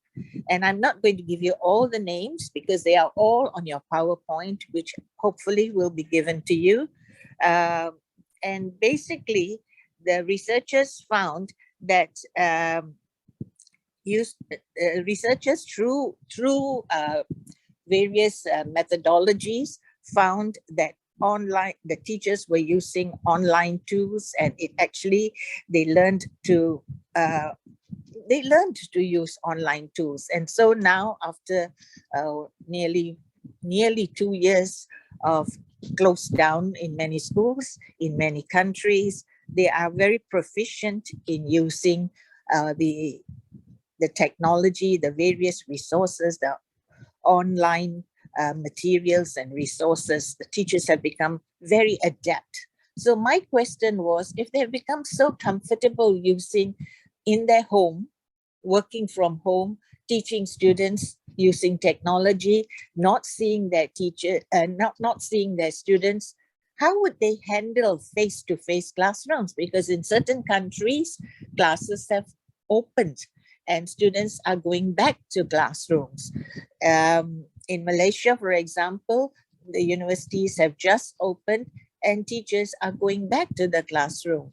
So would they still concentrate on just using the technology they have been using in the last 2 years? How would they handle face-to-face classrooms? Would they be comfortable in seeing their students in teaching a particular skill? So previous research all focused on how they handle the online technology, because that was sudden, that was entrusted upon them, and they were not very familiar with online technology. They may have used it now and then, but they were not used to using it all the time. So how would they handle this new situation of coming back to the classroom? Would they still depend completely on technological online resources, or would they do some lessons face to face and some issues that they wanted to teach using specific resources which they found useful for that particular teaching objective? So the previous research all focused on online, how teachers handle online, and research has been conducted in many countries with regards to this, because the whole world, as you know, experienced this COVID. So research in Netherlands, research in Chile, research in Kuwait, all found that teachers were now learning how to handle online resources and have become competent in using online resources. And not only being competent in using online resources, they also learned many other things. They learned to cooperate with each other. There was collective responsibility. There was reflective inquiry on which resource they should use for online. So all these previous research actually focused on online and how teachers were now handling online classes. The focus of this research, however, is how are teachers handling coming back after almost 2 years, coming back to face-to-face classrooms? How are they handling this, having the knowledge, the wide and extensive knowledge of online resources that they have learned and they have been using during the last 2 years or so? So let's look at the focus of this research. Some researchers have actually looked on L2 skills, second language skills, and they have done research on this in China, in different parts of the world. And I'm not going to read to you their research. It's all on the PowerPoint. In England, now I'm going to focus now on L2 skills. Previously, I was just talking to you about research on online technology in teaching anything, any subject. But now I'm going to focus on L2 skills and the research on L2 skills with regards to the introduction of using technology. So in England, Yandel, a researcher, only last year, he said in online context in England, focuses on expanding vocabulary and teaching grammar to students. So here are teachers actually saying for vocabulary and grammar, it's good to use online resources. Yandel, another researcher, says for developing reading skills of students, it's good to use online resources because many stories can be heard through online resources. Liu and Pei this year conducted a study, and they showed that new media and digital tools are helpful in developing students' reading skills. However, Sun and Yong, two other researchers, say that e-feedback is less effective than face-to-face feedback. So you can see that the focus of research was on online education and the use of resources. But a few researchers have now started moving to telling us when they are teaching specific L2 skills, whether it's reading or writing or spoken skills, which pedagogy, which methodology is more useful, or rather than useful, more successful, more effective in the learning process. So in this research, what we did, because of the lockdown period, we had to use online technology using WhatsApp. We talked to, when I say we talked, we actually sent messages and also online chat using WhatsApp application. We talked to 10 English language teachers in universities in Pakistan and 10 undergraduates, because I wanted to see what the views of the students were, not only the views of the teachers. So questions were sent to as voice notes via WhatsApp, and they responded to it. And when I received their responses, I also asked further probing questions to get the data and the information that was required for this research. The questions were therefore open-ended with regards to online language teaching methodologies used during the pandemic, and also hybrid methodologies of teaching reading skills.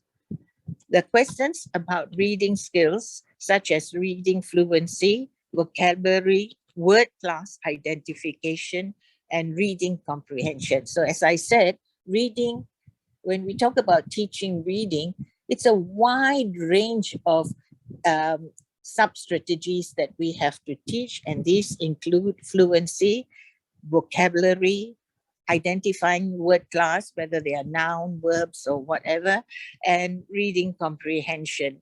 So teachers were asked why they used online teaching methodologies for some reading skills, while offline methodologies for other reading skills.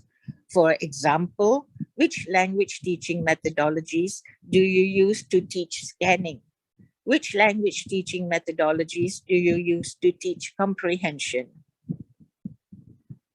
Other than teachers, as I always feel learners are very important, so the undergraduates were invited to share their responses regarding selective choice of language teaching methodologies by their teachers.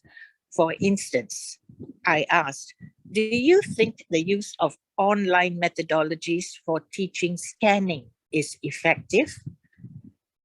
So we looked at various reading skills such as scanning, intensive reading, word identification, reading fluency. All these were described to the student, and we asked them which methodology they preferred for a particular reading strategy, to learn a particular reading strategy. So these words like scanning, word identification, reading fluency, these words had to be explained to the learners, and then they understood these words and they reflected back on what their teachers did and whether they use online or offline methodologies, and to say which methodology, which pedagogical method they found more useful for teaching a particular reading skill.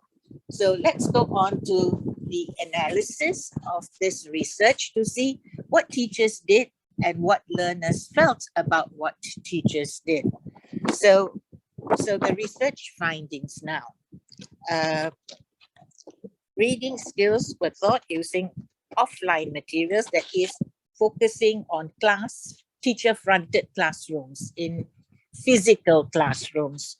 So teachers' responses in relation to the teaching of reading skills focus on two sub-themes.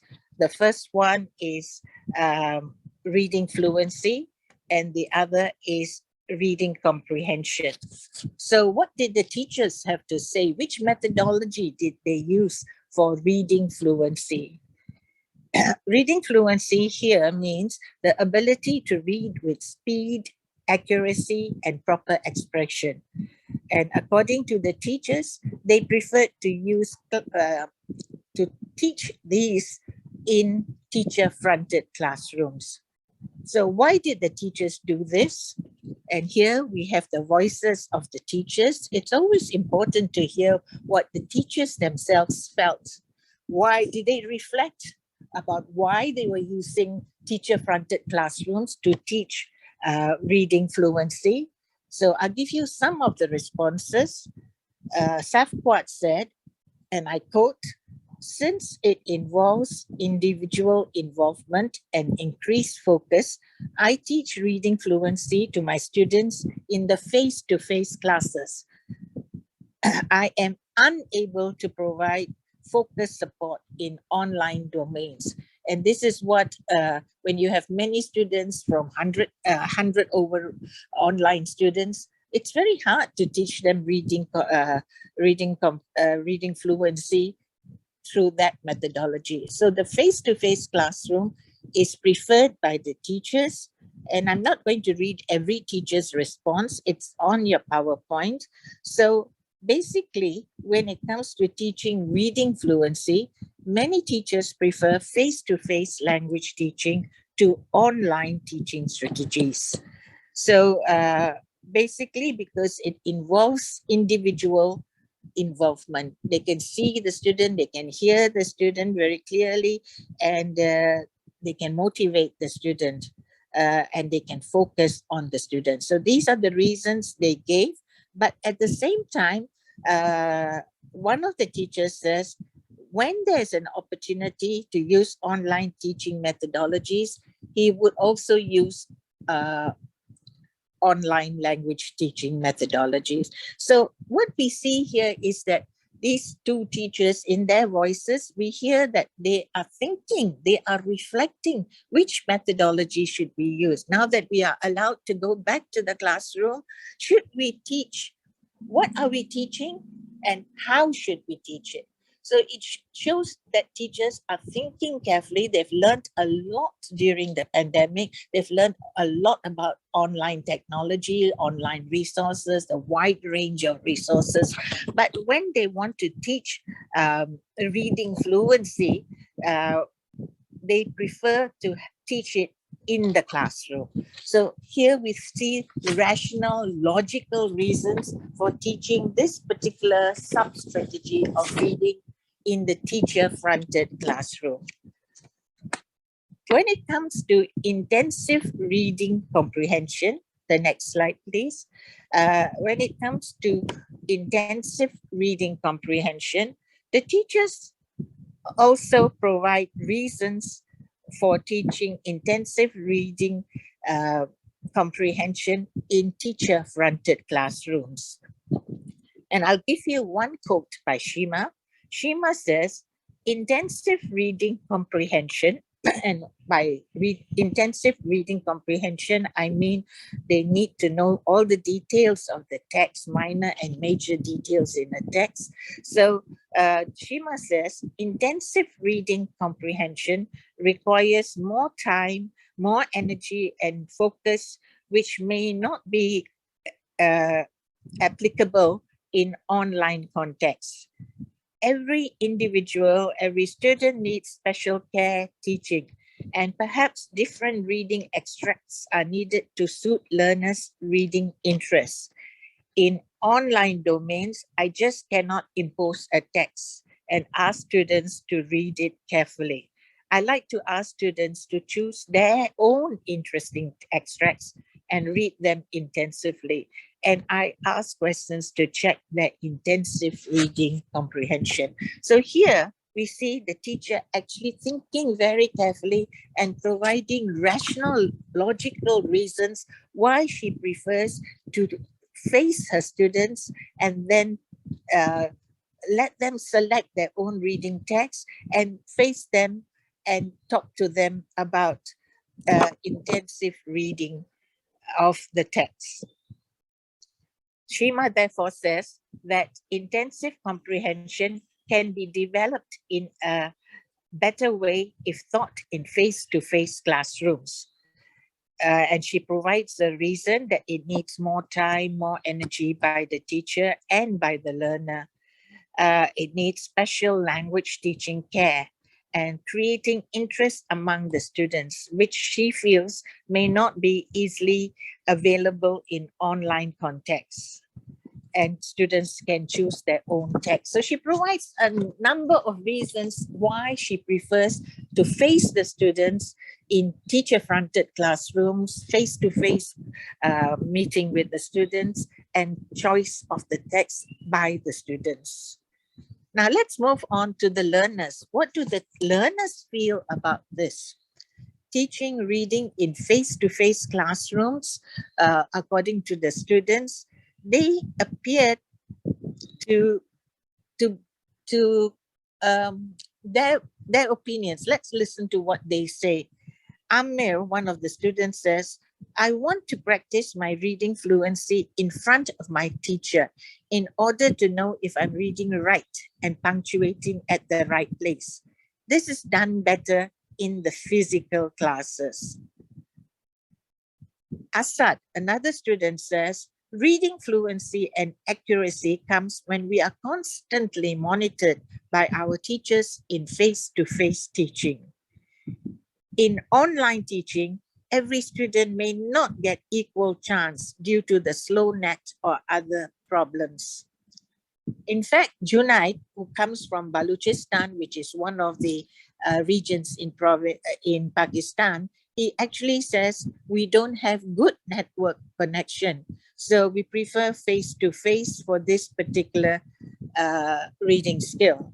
So the responses given by the students shows that the teacher's guidance and monitoring are important techniques to help students develop their pronunciation. For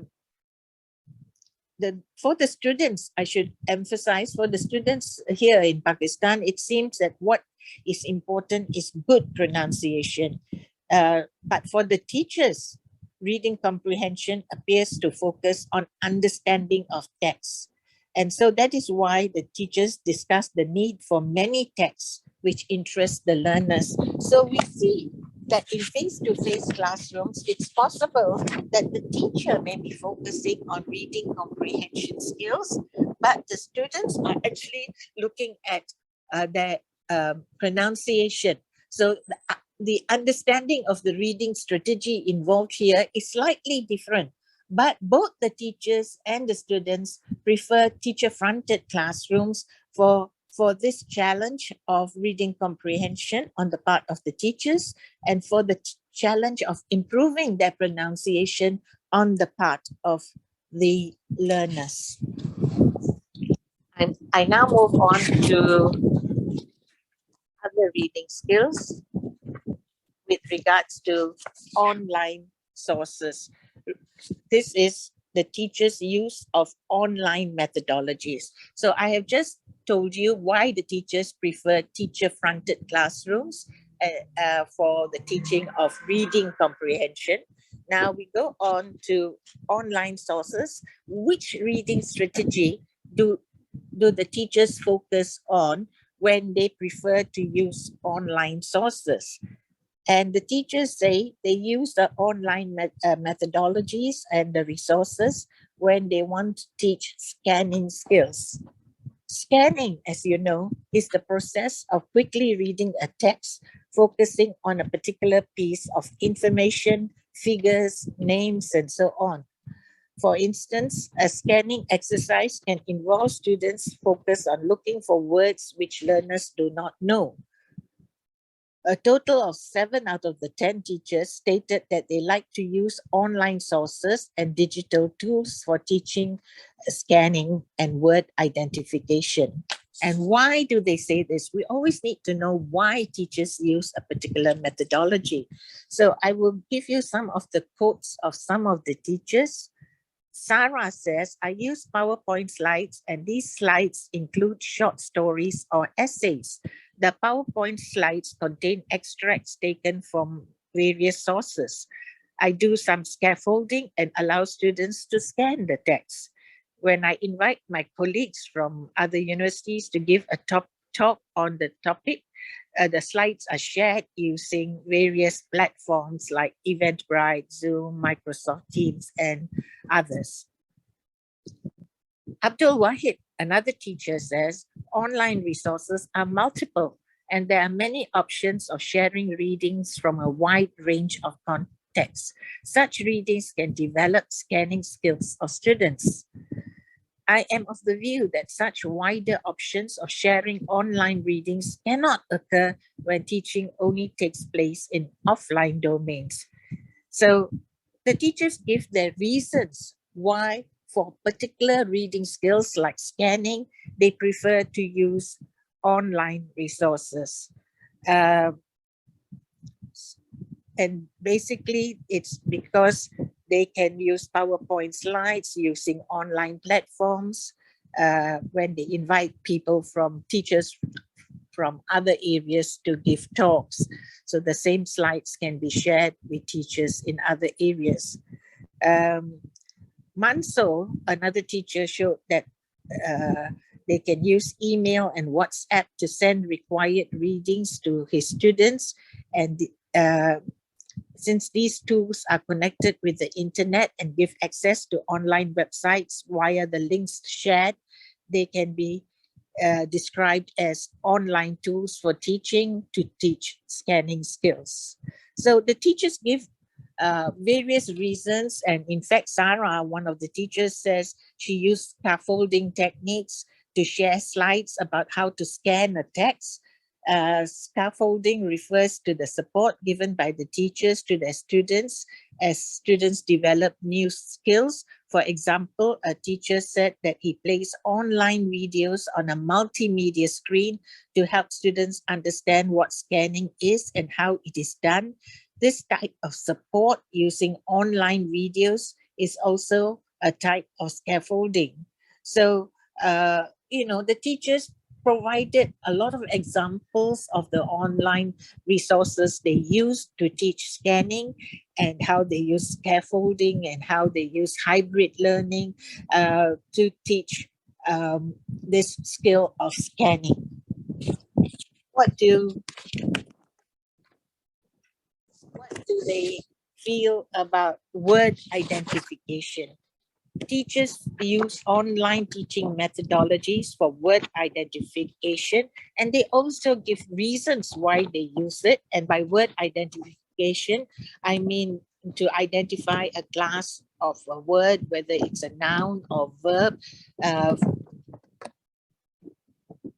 here, one of the teachers called Salim, he says, although things have become normal and I now take physical classes, but the things that I learned when teaching online during the pandemic are here to stay. For instance, I use Zoom in an effective way to teach word identification to my students. Though they struggle in English, I switch to basics. Using Zoom cursor, I point to a highlighted word on the shared screen and ask my students to identify it. Using Zoom features, the students raise their hands and I successfully ask many students to unmute themselves and answer my questions. Ajat, another teacher, says, I invite many teachers online who share eBoard using Eventbrite and teach reading skills to my students. The students learn how to read by identifying parts of speech, such as verbs. Salim shows that when the lockdown was eased, teacher-fronted classrooms became a norm. However, using online platforms such as Zoom to teach word identification to students was retained as an effective online pedagogical tool because, as the response shows, it allowed students to participate in the learning activity. I now move on to what learners felt about learning through online resources for word identification. And again, we see that the students' views of using online resources for teaching such skills. Ahmad, one of the students, says, before the virus came, we had face-to-face classes, but the virus changed everything. Our universities were closed and lockdowns were imposed. We switched to online classes. At first, we struggled, but slowly we grew accustomed to it. Our teachers would share many reading sources, and we were given opportunities to discuss our reading comprehension skills with teachers and students from different contexts. That became possible due to online teaching. So we see that the teachers are heavily, selectively using online and offline methodologies for teaching different reading skills. And I just want to bring you to the conclusion. So I have discussed how teachers use different language teaching methodologies to teach different language reading skills, such as scanning, word identification, reading fluency, intensive reading. Teachers used online platforms to teach scanning and word identification skills, while they taught reading fluency and intensive reading in the teacher-fronted classrooms. It is therefore very clear that these teachers are thinking teachers, are reflective teachers who think carefully about when to use online to teach what, and when to teach a particular reading strategy in face-to-face classrooms. So there was a tendency towards hybrid language teaching among a few language teachers. Like the teachers, the students also preferred the different modes of language teaching and positively responded to the ways of teaching used by the teachers. So we find that the students liked the methodology of switching from online to offline. So in conclusion, the pandemic has made teachers and learners aware of the range of media that can be used online. It is, however, very important that hybrid teaching and learning takes place, with teachers carefully selecting offline or online wisely and judiciously, depending on the skill that has to be taught. Moving from the pandemic to what our minister calls the endemic means that teachers and learners now have a choice of using a combination of both online and offline ways of teaching and learning. Teachers must be wise and link the methodology with the teaching objective. They must also be vigilant of the responses of learners and the responses of learners to hybrid learning. I hope, although in this paper I focused on reading skills, I hope that language teachers will use appropriate methodologies online or offline to teach specific language skills, not only in reading, but also in the teaching of writing, speaking, and listening. Thank you so much for your attention, and I hope teachers will be rational and think carefully about whether to use online or offline for which method, for which skill, whether speaking or writing. Thank you. Thank you very much, Prof. Maya, for that very interesting, insightful presentation. And I think I would say that the pandemic has really taught us a lot of things.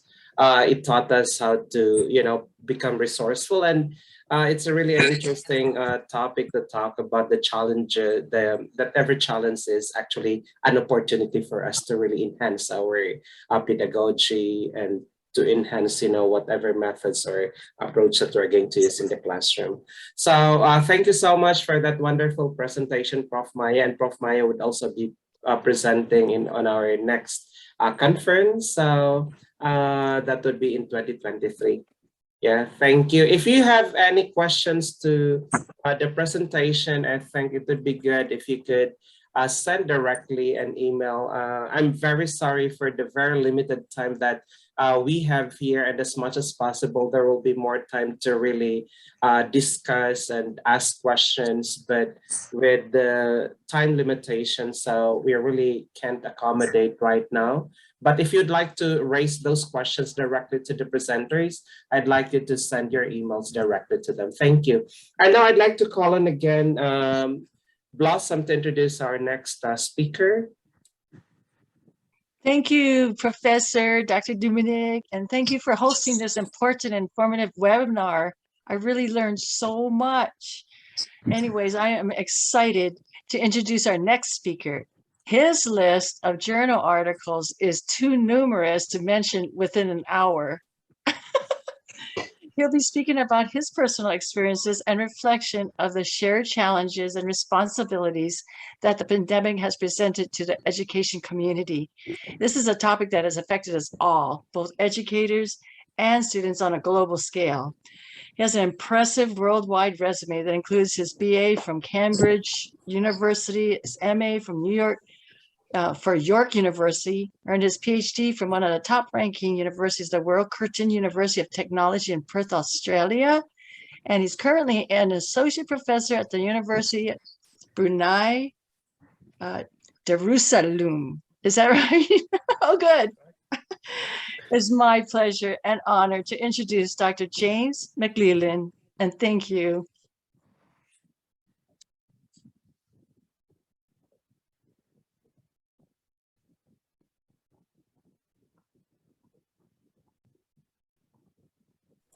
Hello. Good. Aloha. Salam sejahtera. Good morning, afternoon, or evening, whatever it is. Thank you for the kind introduction, Blossom. I appreciate that very much. My first question was a very, can you hear me? Yes, we can hear you. That's good. My second question, somewhat less importantly, can you see me? Yeah, we can see you. That's good. And now with your permission, and it might need authorization, I'm going to click on share screen now. But it says host this share screening. So if you'd like to enable me, I will share my screen so that you can see my slides. That's better. Right, now let's go for this one. Can you now see the title slide? Yes. All right, let me put it into full screen. Now in full screen.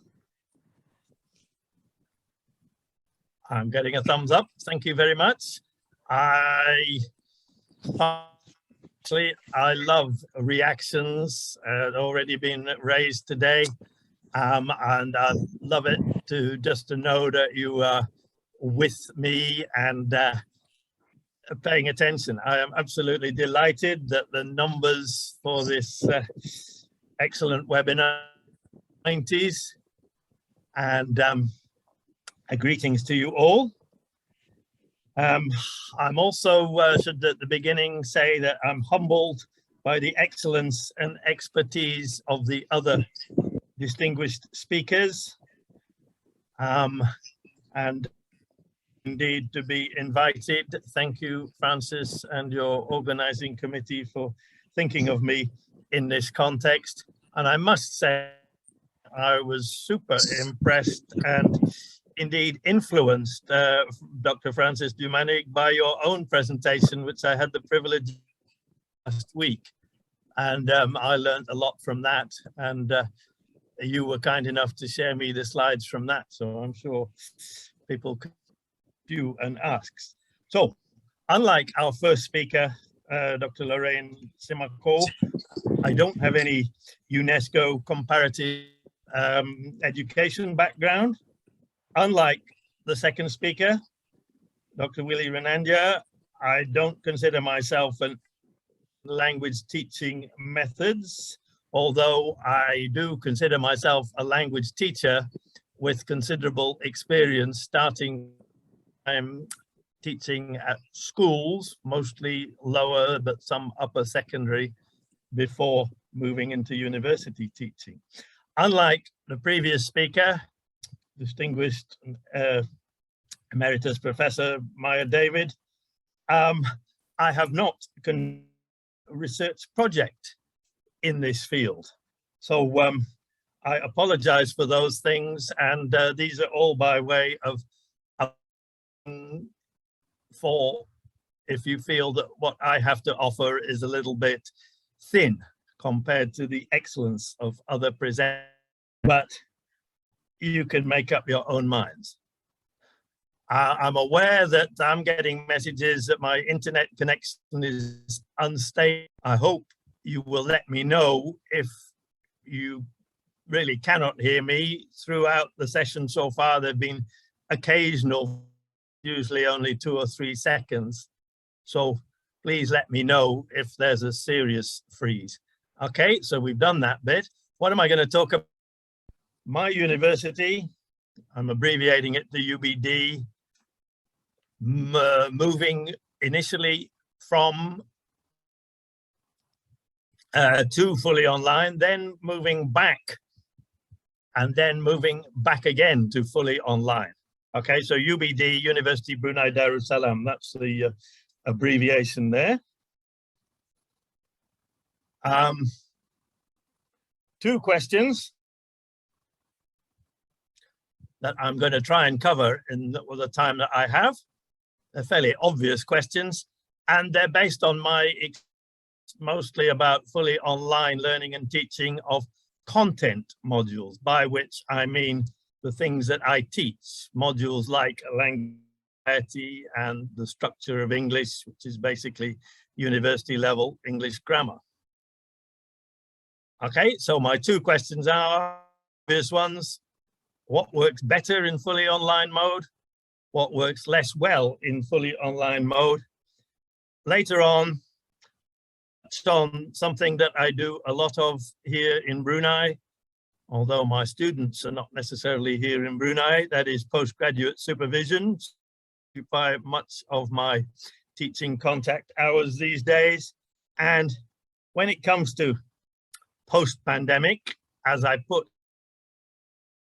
some of you have had the chance to read, we're really speculating because we're not in a post-pandemic situation yet.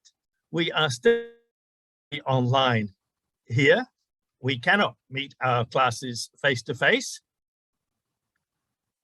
So it may happen maybe next January if new variants don't keep jumping in and causing trouble and forcing to maintain the fully online delivery modes that we are dealing with at the moment. So that's my outline.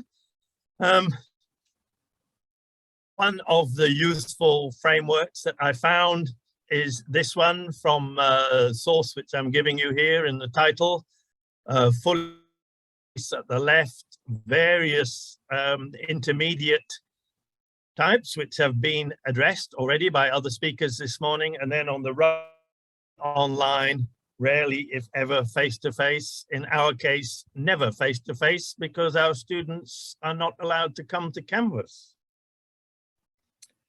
So everything is either through the various online delivery systems or through learning. So this is quite a nice framework. I'm not going to go through all of these. They have been referred to by previous speakers. This source is a good one if you wish to look at that. So what's the background? I'm telling stories here. University uses Canvas as the learning management system. There, I know there are others like Blackboard and Moodle, depends on where you are. University offers. Prior to the pandemic, all the modules we taught were expected to make use of Canvas, and indeed our prospects for promotion, and if we are foreign to Brunei, retention, getting a new contract because we are hired here on a 3-year contract basis. One of the questions they asked and they assessed you on was your learning management system. So we were already into web enhanced or flipped or blended mode to a certain extent before the pandemic ever hit us. When it did, very sudden, you know all about this, you've probably had similar experiences. For us, it was in week 9 of a 14-week teaching semester. a certain amount of panic set in. We suddenly had to become familiar with how Zoom works, how it works, etc. But they did at least give us the freedom to choose what platform we could use for meeting our students. Zoom, WebEx, I know there are plenty of others, and we could actually and can still meet through the learning management system Canvas as well. This was maintained till the end of semester, and as we have now in early December, we're in our exam time. This is one of the putting this presentation together at a time when I'm under heavy pressure to do exam marking and grading, but again, of us.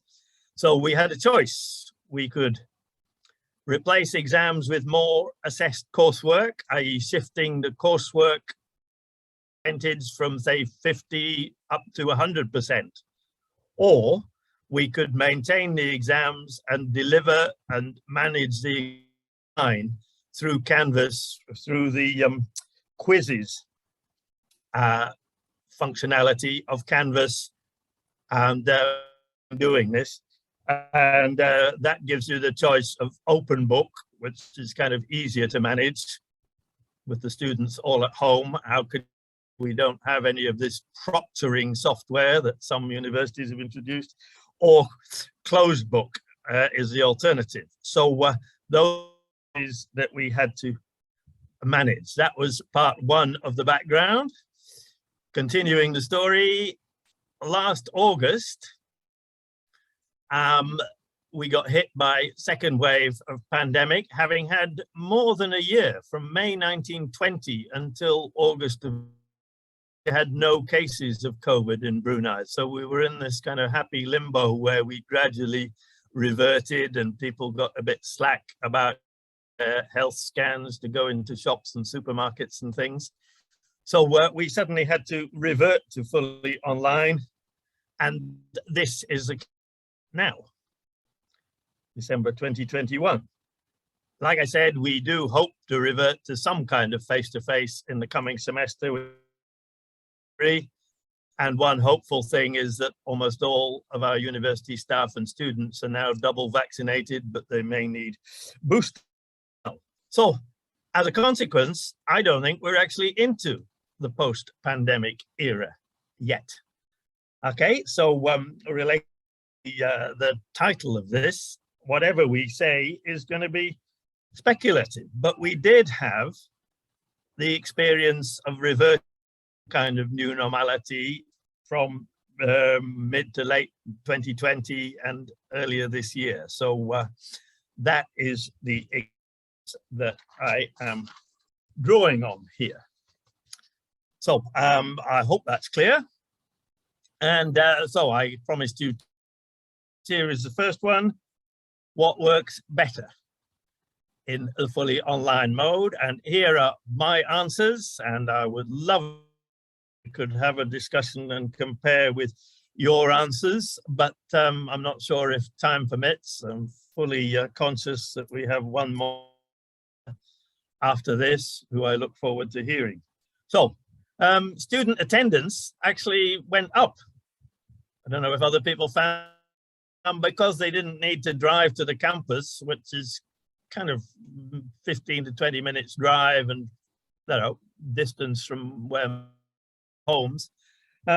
So in a sense, this made it easier.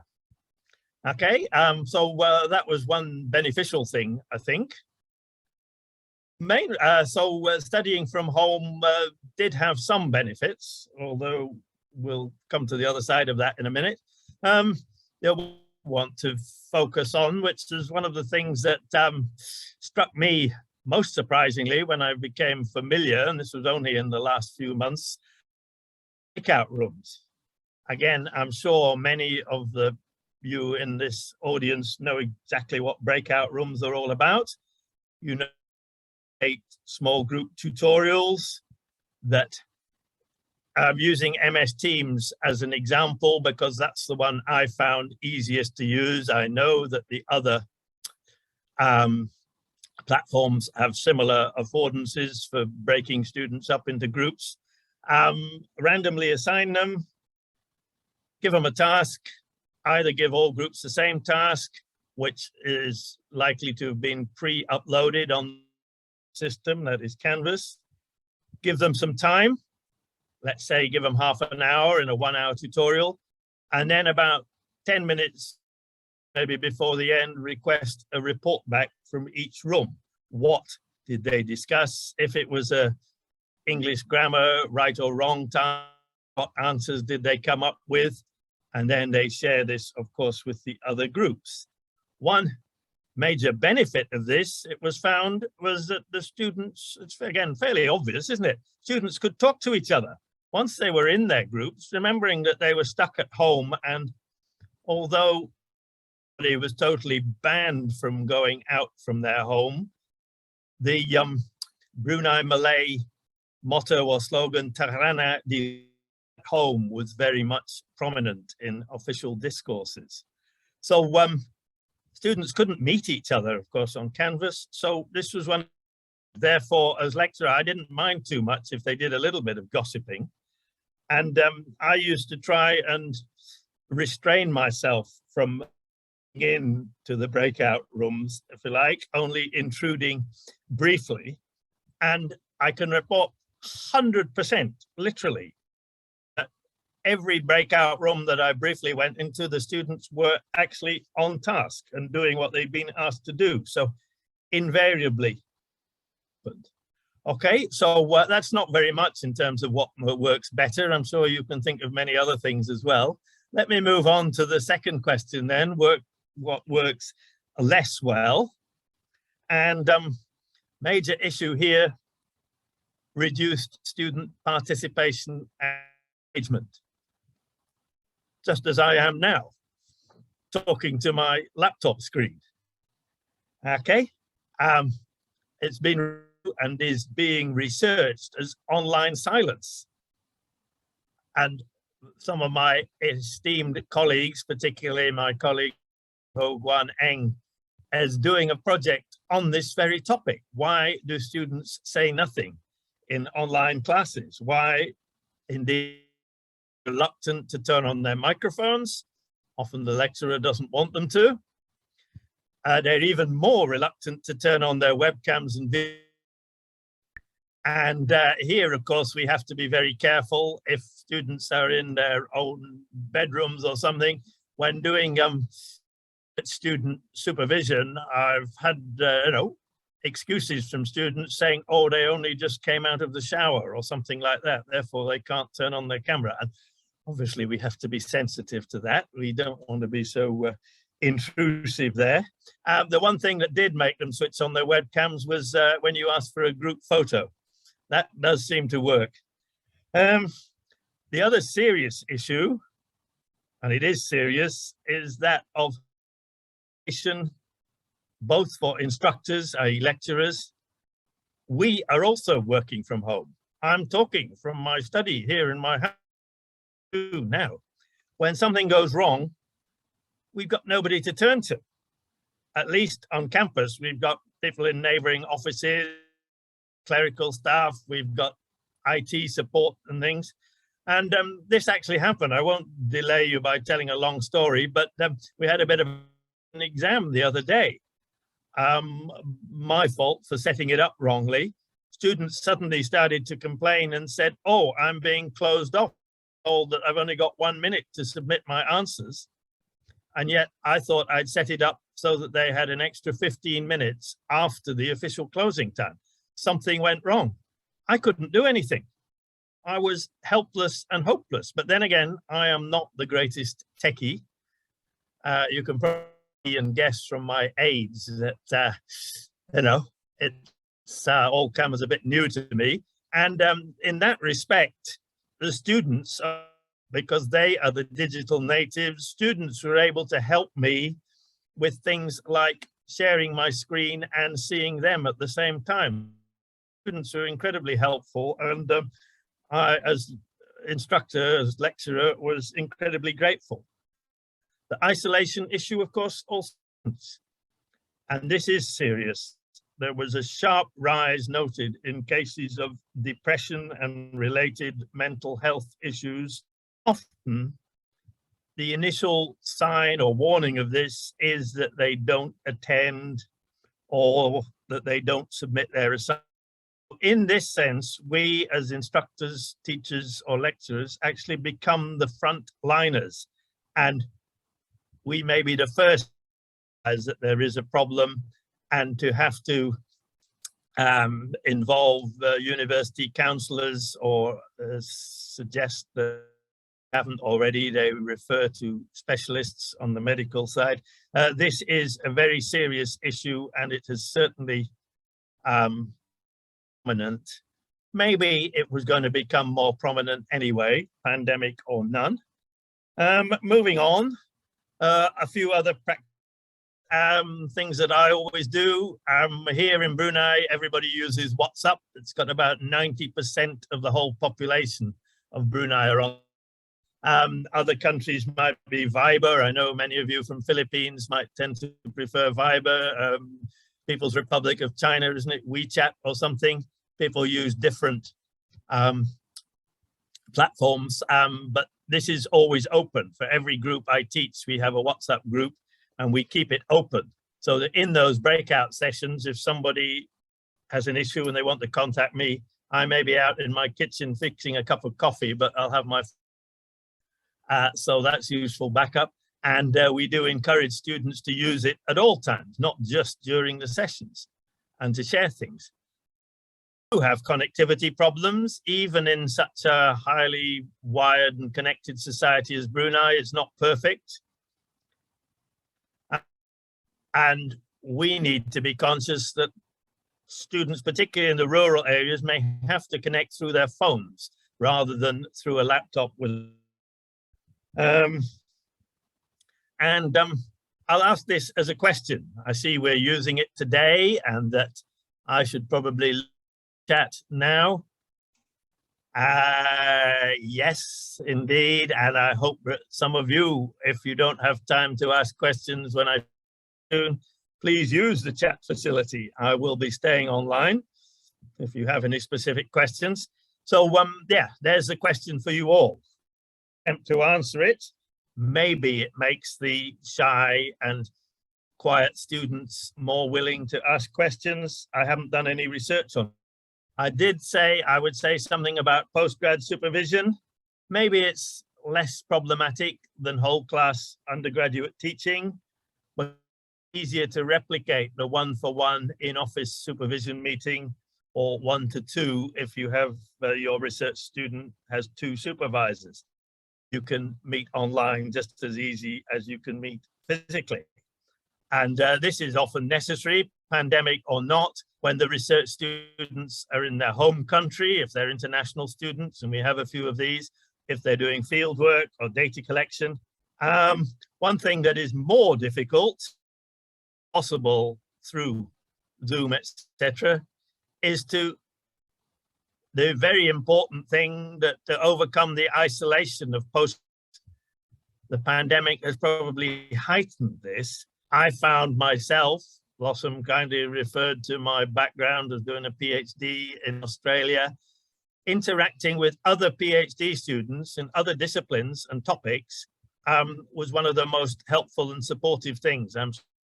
Who have or who are studying for higher degrees will experience this too. So this needs to be overcome. Of course, you can do it online, but it's just a bit difficult to organize. It's much easier when you can convene a postgrad sharing session physically in a meeting room.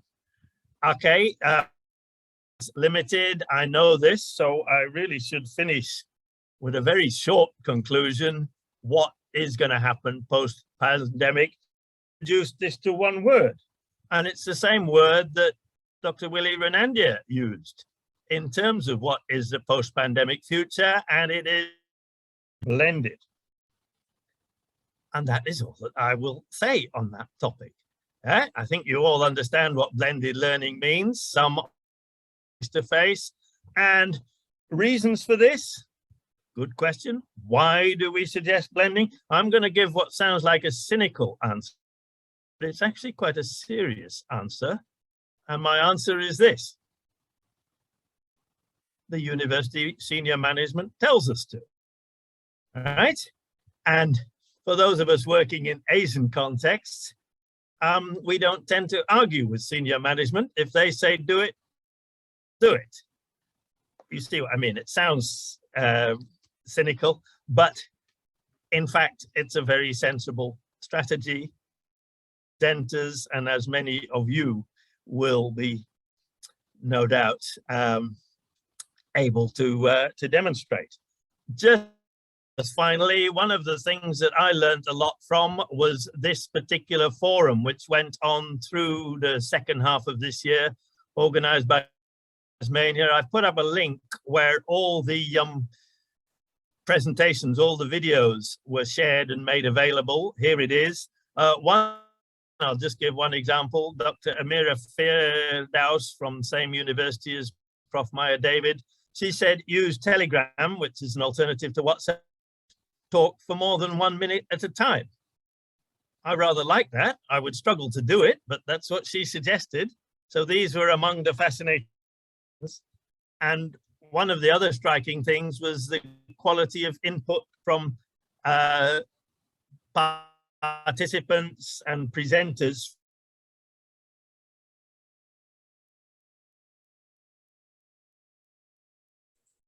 All facing the same. This to me is highly recommended. This is what the YouTube screen looks like. That is it from me. Sekian, terima kasih. Thank you very much for paying attention. I do welcome your questions and comments. There is my email address with a picture of the board in the background. Thank you all very much. That's it from me. Thank you very much, Dr. James, for that presentation. And we're really happy that you share your personal experiences, especially on how you deal and how you handle, classes during the pandemic. And that's really a good thing also, that we learn from each other's experience, and that's worth sharing, in this kind of discussion and presentation. So I think the audience would love to ask some questions, but like what Dr. James mentioned, if you have some questions about his presentation, maybe you can just send directly to his email that he showed earlier. So thank you very much, and we're very happy to see the diverse areas that our presenters really presented in this webinar. Different perspectives that are being presented. So our next speaker now is an associate professor in the Department of Linguistics, Germanic, Slavic, and Asian and African languages at Michigan State University. He's part of the core faculty within the Second Language Studies PhD program and the Master of Arts in TESOL program. Through a joint appointment with the College of Education, Peter is also a member of MSU Department of Teacher Education. Before joining the MSU, he taught at Monterey Institute of International Studies in Monterey, California. And his primary area of interest is the role of identity and ideology in second language acquisition. And his researches other issues in educational linguistics, including English as a lingua franca, critical classroom discourse analysis, and cultural relevant pedagogy for immigrant ESL learners. And much of his current work focuses on conducting ethical applied linguistic research as well as language teacher and learner emotions.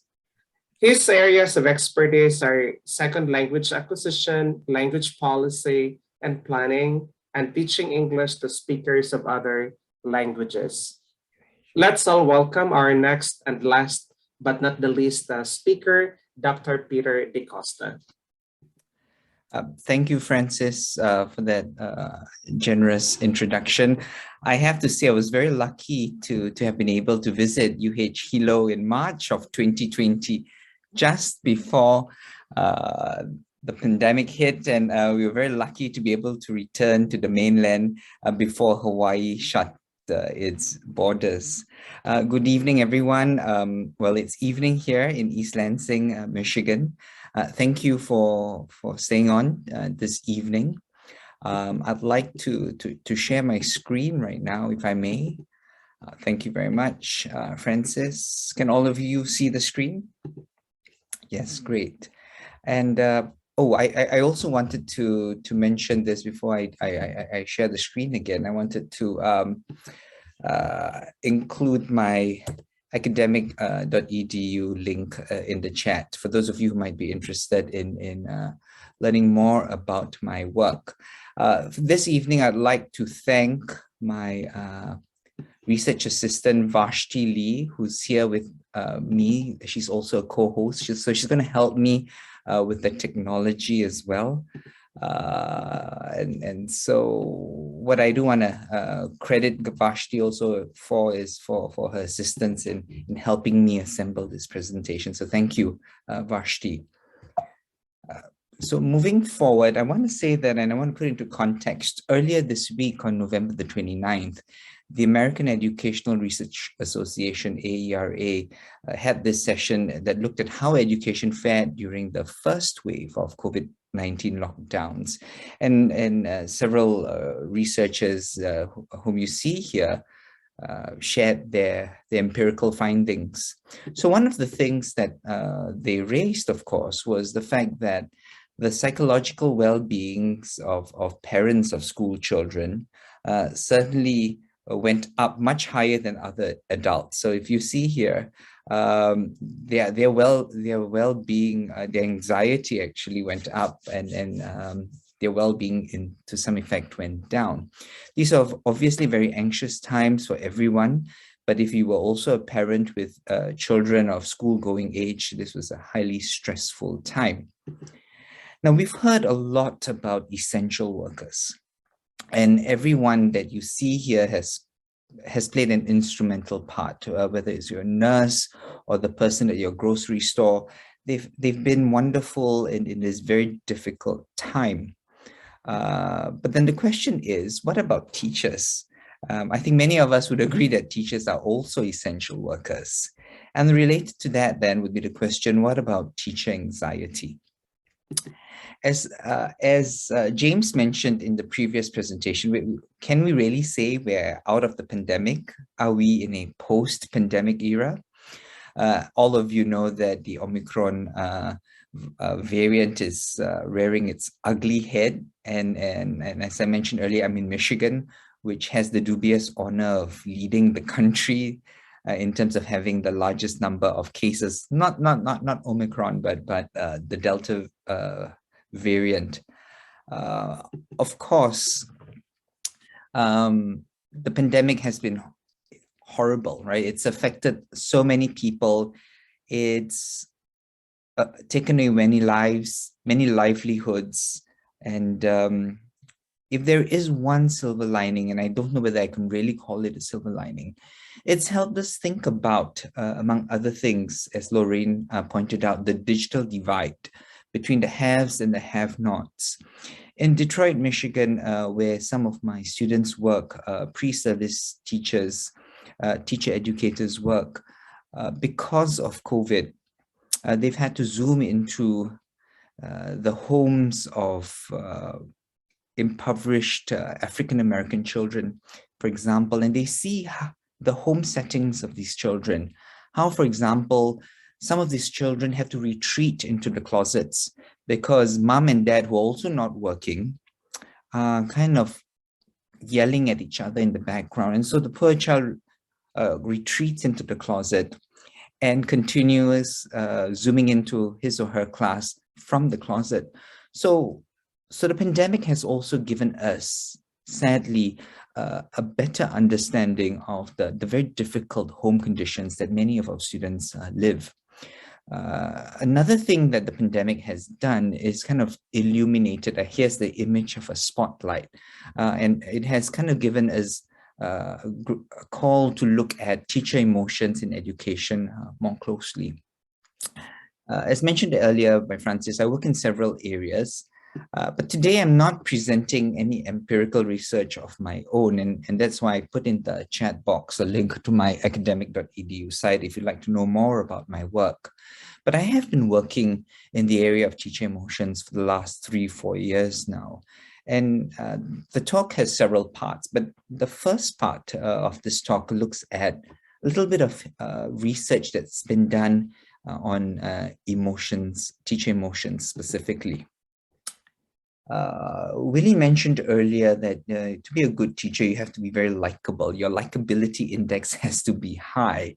And so we understand, of course, that teaching is a fair bit of affective work, right? And that, as Andy Hargraves, the British sociologist, pointed out, teachers are emotional, passionate beings, and that emotions are very much involved in every aspect of the teaching and learning process. My former colleague Tom Farrell has pointed out that good teaching is inevitably an emotionally rich enterprise, one that is characterized by passion, enthusiasm, and excitement. Moving on, within second language acquisition, SLA, and within SLTE, second language teacher education, we've seen a shift in terms of focus on learner emotions to teacher emotions. And so while the work of my colleagues like Jean-Marc Lewal and Zoltan Dernier, their earlier work looked at the psychology of foreign language learners, there's also been a corresponding shift and growing interest in the psychology of teachers and colleagues like Sarah Mercer, whom I'll cite in a short while, has been looking at the emotions of teachers. Over the last 5 years, if you look at this slide, you'll see that has been a very healthy interest in teacher emotion research. I'm not going to go through this, but I do want to point to the very last book on your right by Sarah Mercer and Tammy Gregerson, who've looked at teacher well-being.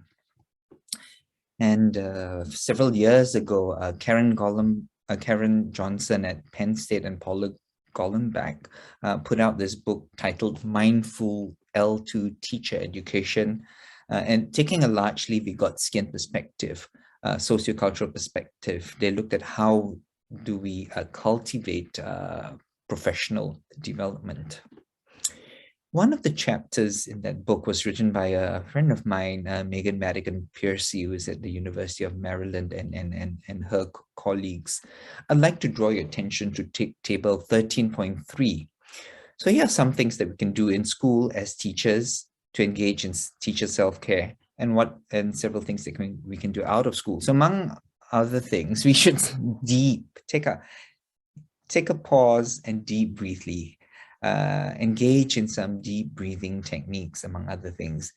Have some positive colleagues and talk to them regularly. So that's some of the things you can do as seen in the left column. But out of school, we also need to take care of ourselves.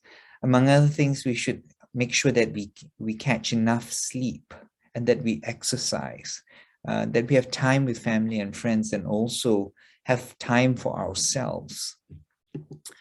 And I mentioned Sarah Mercer earlier, and she's been a long-term collaborator with Tammy Gregerson and Peter McIntyre. And I mentioned earlier that while I'm not presenting my own data, I'll be presenting data done by colleagues in the field. And in an article published earlier this year, the 3 researchers whom you see here asked 765 language teachers around the world about their perspectives on stress and how they coped with it. But I'd like to point out their findings are certainly equally relevant in if you want to call it, a post-pandemic era as well. So this is where I am going to try to do a Zoom poll, and I'm not seeing the options right now. I'm going to stop sharing, but here I want to kind of go through the questions with you. There are 3 questions. Now, these choices that you see here are not from the work of are not the direct questions from the researchers I mentioned earlier. Vashti helped cull choices that came out of the findings of the study. So the first question is, what do you consider to be your biggest stresses during the COVID crisis? A, health-related concerns. B, online teaching issues. C, financial concerns and job precarity. Or D, uncertainty and instability. So I'm going to stop sharing and I'm going to execute the poll right now. And let's see how this goes. Oops, it didn't quite go as planned, but I do want you to think about these things, right? Where would you stand in relation to the first question?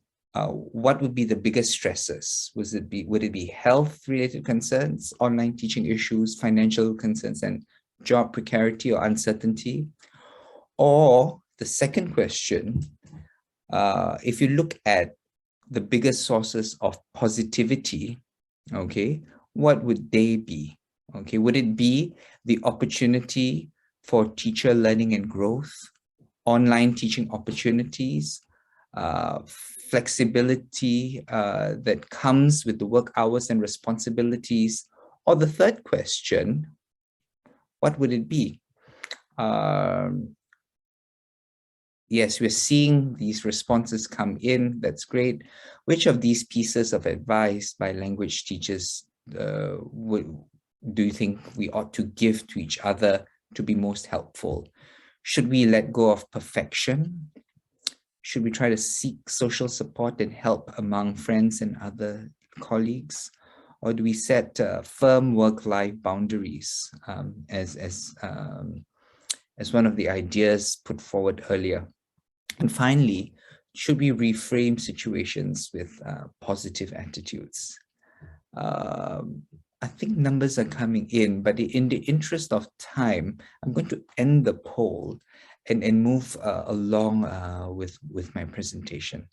Okay, so far 15 out of the 90 of you have done this. So I'm going to end the poll, but I think you get the idea. And at the end of this presentation, I'll come back to these three questions again. So if you haven't had a chance to do it, you will later. Okay, so I'm going back to share my screen again. These are the questions. Okay, so here we are at part 2. And I want to present some research that has looked at teacher well-being during pandemic times. The first study is by Palmer and colleagues. The title of their study was Reprioritizing Teachers' Social Emotional Learning in Rural Schools Beyond COVID-19. And Lorraine had talked about the importance of providing psychosocial support among other things earlier. And but I want to highlight that the data were collected through in-depth email interviews with teachers. And these teachers were in rural schools, right, in South Africa that encountered high rates of poverty, among other things, okay? And what they found was that the teachers reported high frequency of isolation, fear, anxiety, and powerlessness. But at the same time, the teachers, interestingly, were the only resource available to their learners in caring for and supporting their learning progress.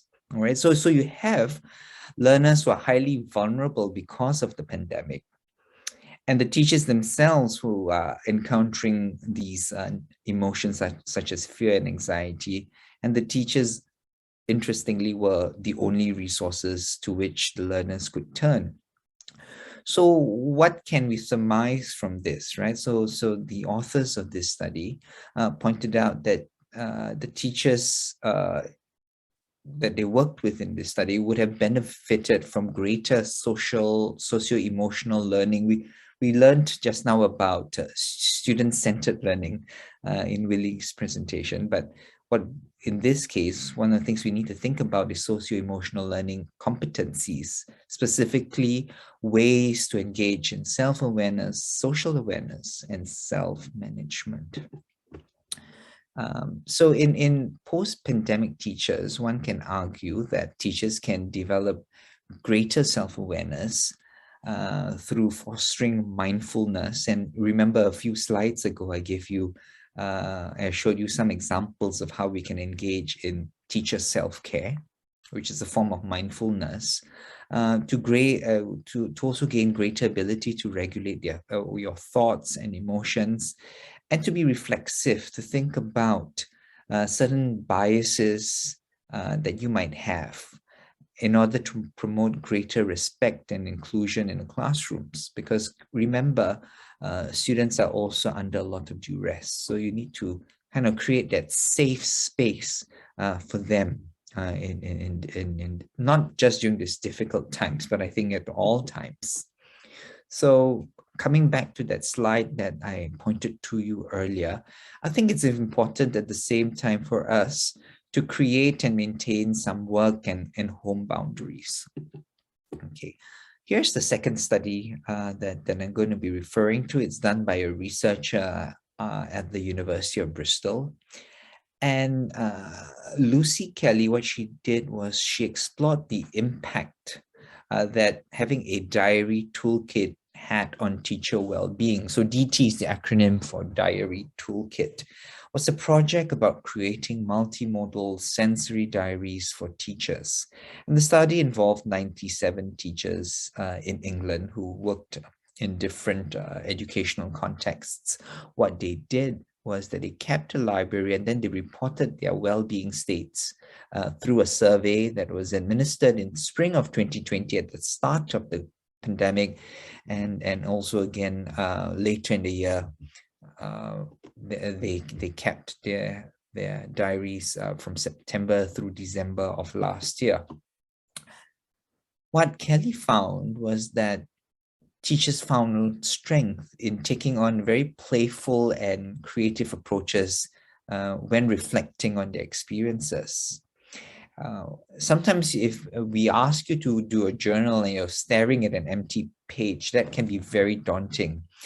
So what Kelly did was that she provided some structure to those teachers while also giving them some degree of flexibility in terms of being able to reflect agentively as they journaled. Okay, and this in turn triggered some degree of reflexive and reflective practice among the teachers that helped them develop a greater sense of well-being.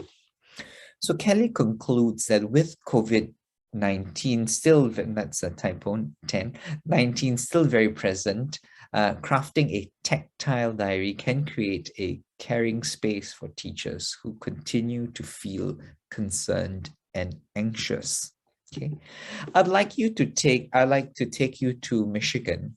And this is the work that's currently being done by two of my colleagues, both of whom are sociolinguists, Suzanne Wagner and Betsy Sneller, and they both incidentally were former students of the sociolinguist Bill Leboff, and they are variationists.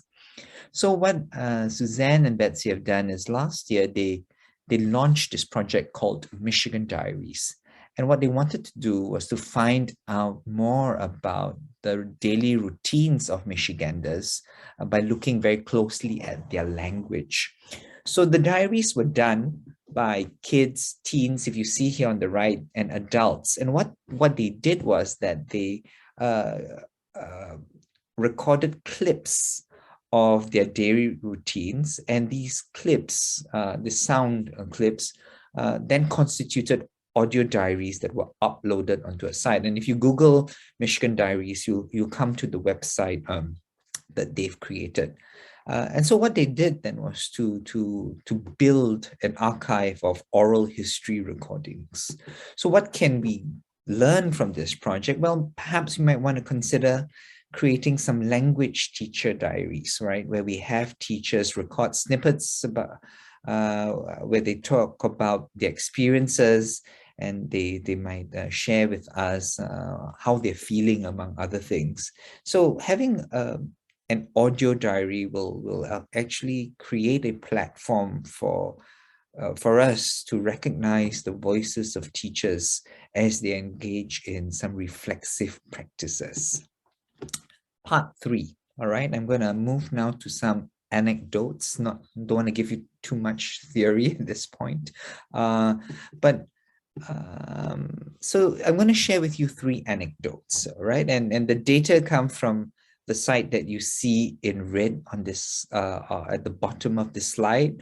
This teacher, Ashley, is a 2nd grade teacher in Hawaii. Okay, and she talks about prior to the pandemic, she engaged in a self-care routine that included giving herself face masks, painting her nails, and indulging in bubble baths.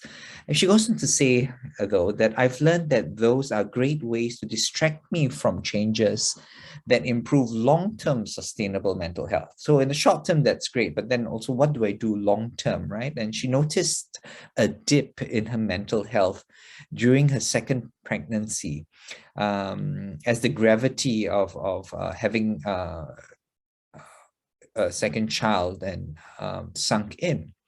And so what she did was that she felt there was a compelling need to develop real habits of change.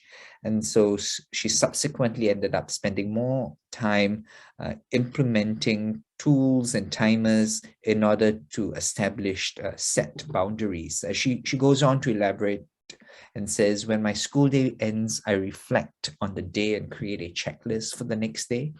I prioritize the top 3 goals when school finishes and plan how I can achieve these goals. And this is amazing. You know, she then leaves work guilt-free. And during the drive home with her 3-month-old baby, she's also then entirely focused on her 8-year-old who's talking about his day. What is really interesting is she points out that she has developed new habits, right? One where she learns as a colleague, as a teacher, and as a parent to support others as well. And I think that's a very important message to take here, that we need to be there for one another because it matters. Okay, so little things you can do, as she did: journal, walk around. She gave herself 20 minutes a day to do things like watching her favorite Netflix show, right? And spending time with other educators who challenge you.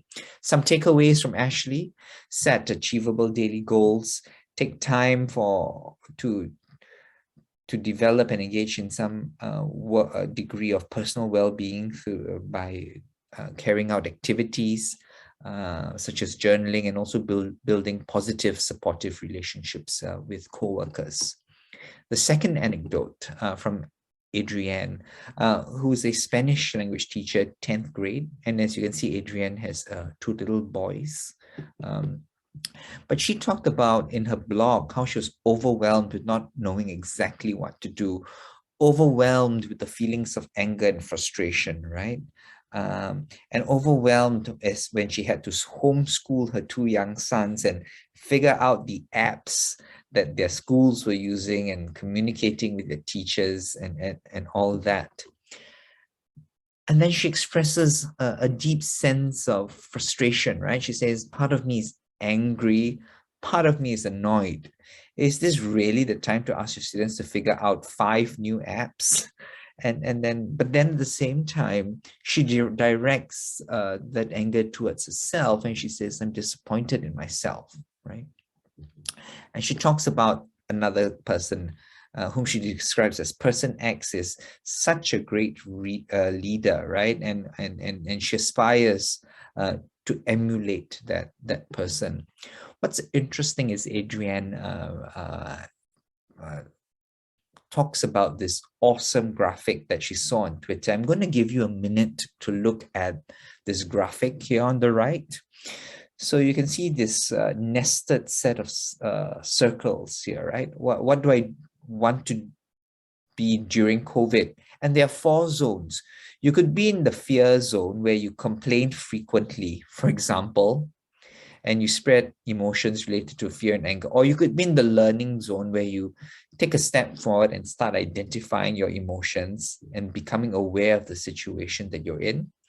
Or you could expand and grow into the growth zone where you develop empathy for yourself and others, and you thank and appreciate others. Ultimately, in the best case scenario, you make it to the action zone, right? Where you don't just feel, but you translate those feelings of empathy to care for the sick, to care for the others, to empower women, among other things. So Adrienne goes on to talk about how some colleagues were in the action and the growth zone and how she celebrated them, but she herself felt that she was kind of alternating between the first two zones, kind of straddling the fear and the learning zones. So my question to you then is, what zones are you in, right? I mean, are you in zone 1, the fear zone, or zone 2, the learning zone, zone 3, the growth zone, or the action zone? Or are you kind of shuttling back and forth between more than one zone? So some takeaways from Adrienne: don't allow emotions of self-doubt to overwhelm you. Take a more fluid approach, as you think about how can you move across those zones that we saw in the previous slide, and try to abstain or refrain from self-judgment. Okay. The third anecdote, and this is the last anecdote that I have for you. So this is Vedrana, an English teacher in Croatia. She teaches online at the University of Zagreb. What is interesting about Vedrana is that she had read the article by Peter McIntyre, Tammy Gregerson, and Sarah Mercer. Remember, I showed you a picture of them earlier. And what she gathered from that article was that, there are two kinds of strategies, right? There are approach-oriented coping strategies that are associated with more positive outcomes, and then there, less positive would be adopting avoidant-oriented coping strategies. Earlier, Lorraine talked about earthquakes, among other things, right? Climate change. In Vedrana's case, she had encountered, an earthquake in Zagreb, okay? And this earthquake coincided with the pandemic, and she found herself knocked out of bed one Sunday morning in the middle of the lockdown. And as she said very candidly, getting back to normal was much more challenging, but then people would turn around and say, aren't you overreacting? Okay, so they were less patient with her over time, and they basically said, you better get your act together and pull yourself together. And so for a month, I think she's so distressed and anxious that she describes herself as being fully dressed when she slept, because she didn't know what was going to happen. Would there be aftershocks among other things? But she also confided that I didn't seek anyone that I could talk to, okay? Because the prevailing view would be that you should be able to shake it off, get on with life, don't feel bad about yourself, all right? And so there was a lot of peer pressure working on her. So what she goes on to say is that ultimately she found solace in writing this post, right? Because the writing itself became an emotional support strategy, and it turned out to be a very, very good thing for her. So some takeaways from Vedrana would be, how do we think about coping with stressful or traumatic situations? What strategies do we adopt? And how can these strategies then be applied to situations that occur beyond the pandemic, right? Because I think it's very important that we develop and also subsequently sustain these strategies after this pandemic. Let's hope it'll be over sooner than later. The last part, where do we go from here? Okay, and I'd like to share very briefly with you some resources, some well-being resources for teachers. So many of you are active on social media. You could turn to Twitter and you could join. Here's one Twitter handle, Teachers Matter. You could join a Facebook group. This one here, titled Teacher Wellbeing, has 1,600 members. Or you could join Reddit, and this Reddit group, which has 54 members, looked at things such as, at the bottom here, misinformation that came with COVID.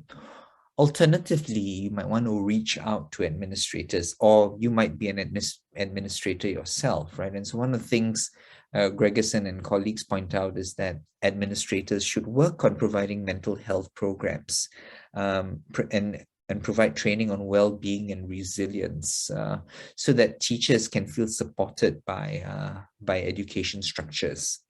And Wong and colleagues put forward the possibility of more flexible work hours that administrators might hopefully want to consider granting teachers.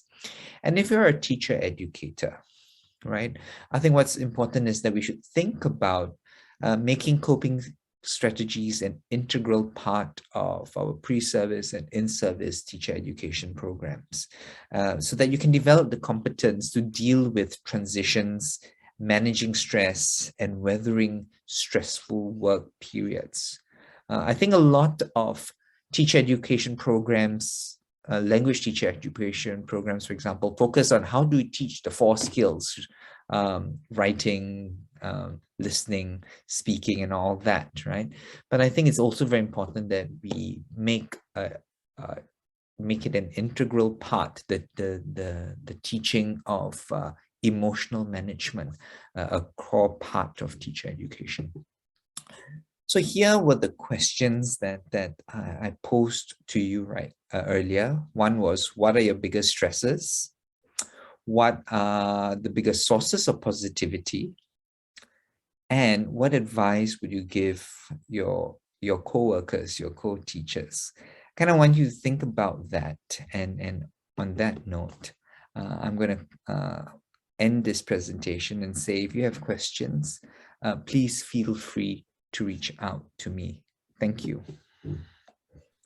Thank you very much, Dr. Peter, for that very interesting presentation. And I think it's really good that we put that one as the last presentation for this webinar, because we're talking about well-being, where we started about coping up with emergencies from the very start.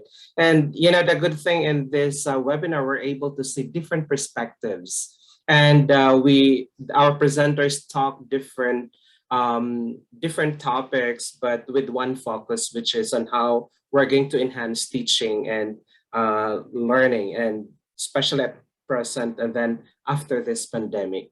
So like what James also mentioned earlier, that it's speculative to say that, to talk about post-pandemic this time, because just recently we have another variant that's really, it's now in different parts of the world. So thank you, Dr. DeCosta, for that wonderful and very helpful. I would say this one would really help our teachers, and not just the teachers, but the students as well. And I think that's what we need to, this time. And we need to really, evaluate ourselves and see what's going on, and whether we're in the right track, such kind of thing. And thank you also. So I'd like to thank this opportunity to thank everyone. By the way, if you have some questions to Dr. DeCosta's presentation, he has his email address, and he has also his link that he provided. And again, I'd like to apologize to our audience that I won't be able to accommodate any questions this time, because of the very limited time that we have. It could have been wonderful that we're able to really interact, with one another, but I tried to pack this presentations in just, a few hours. That is to also minimize the boredom of our audience if it would be too long. Thank you very much. So this time I'd like to close, and I'd like to thank our invited speakers, Dr. Willie Renandia, Dr. Peter DeCosta, Dr. Maya Kimlani David, Dr. James McClellan, and Dr. Lorraine Simaco for that wonderful and diverse presentation. You know, I've really learned a lot, you know, in your presentations today. And I greatly appreciate with the diverse topic with one focus, which is really a good thing to attend. And I think that's evident that, you know, I've seen with the number of participants here that from the very start, so it continued its, you know, number, which usually, you know, usually at the end, usually the number of participants starts to, you know, to go down, but we're able to maintain to almost 100 participants. And I'm very much thankful to my English 484 students, my TESOL students, particularly Blossom, Jake, and Christian, who really supported me with this event. And thank you for making this event possible. And of course, with my other students also in English 350, Second Language Acquisition Theory, for the support as well. And of course, I'd like to thank also our English department, headed by Dr. Kirsten Molligard, who's very supportive in all the events that I organize in the department. So she's always there. And not only her, but also my colleagues in the department. But most of all, I'd like to thank and a big mahalo to all our participants for staying for more than 3 hours.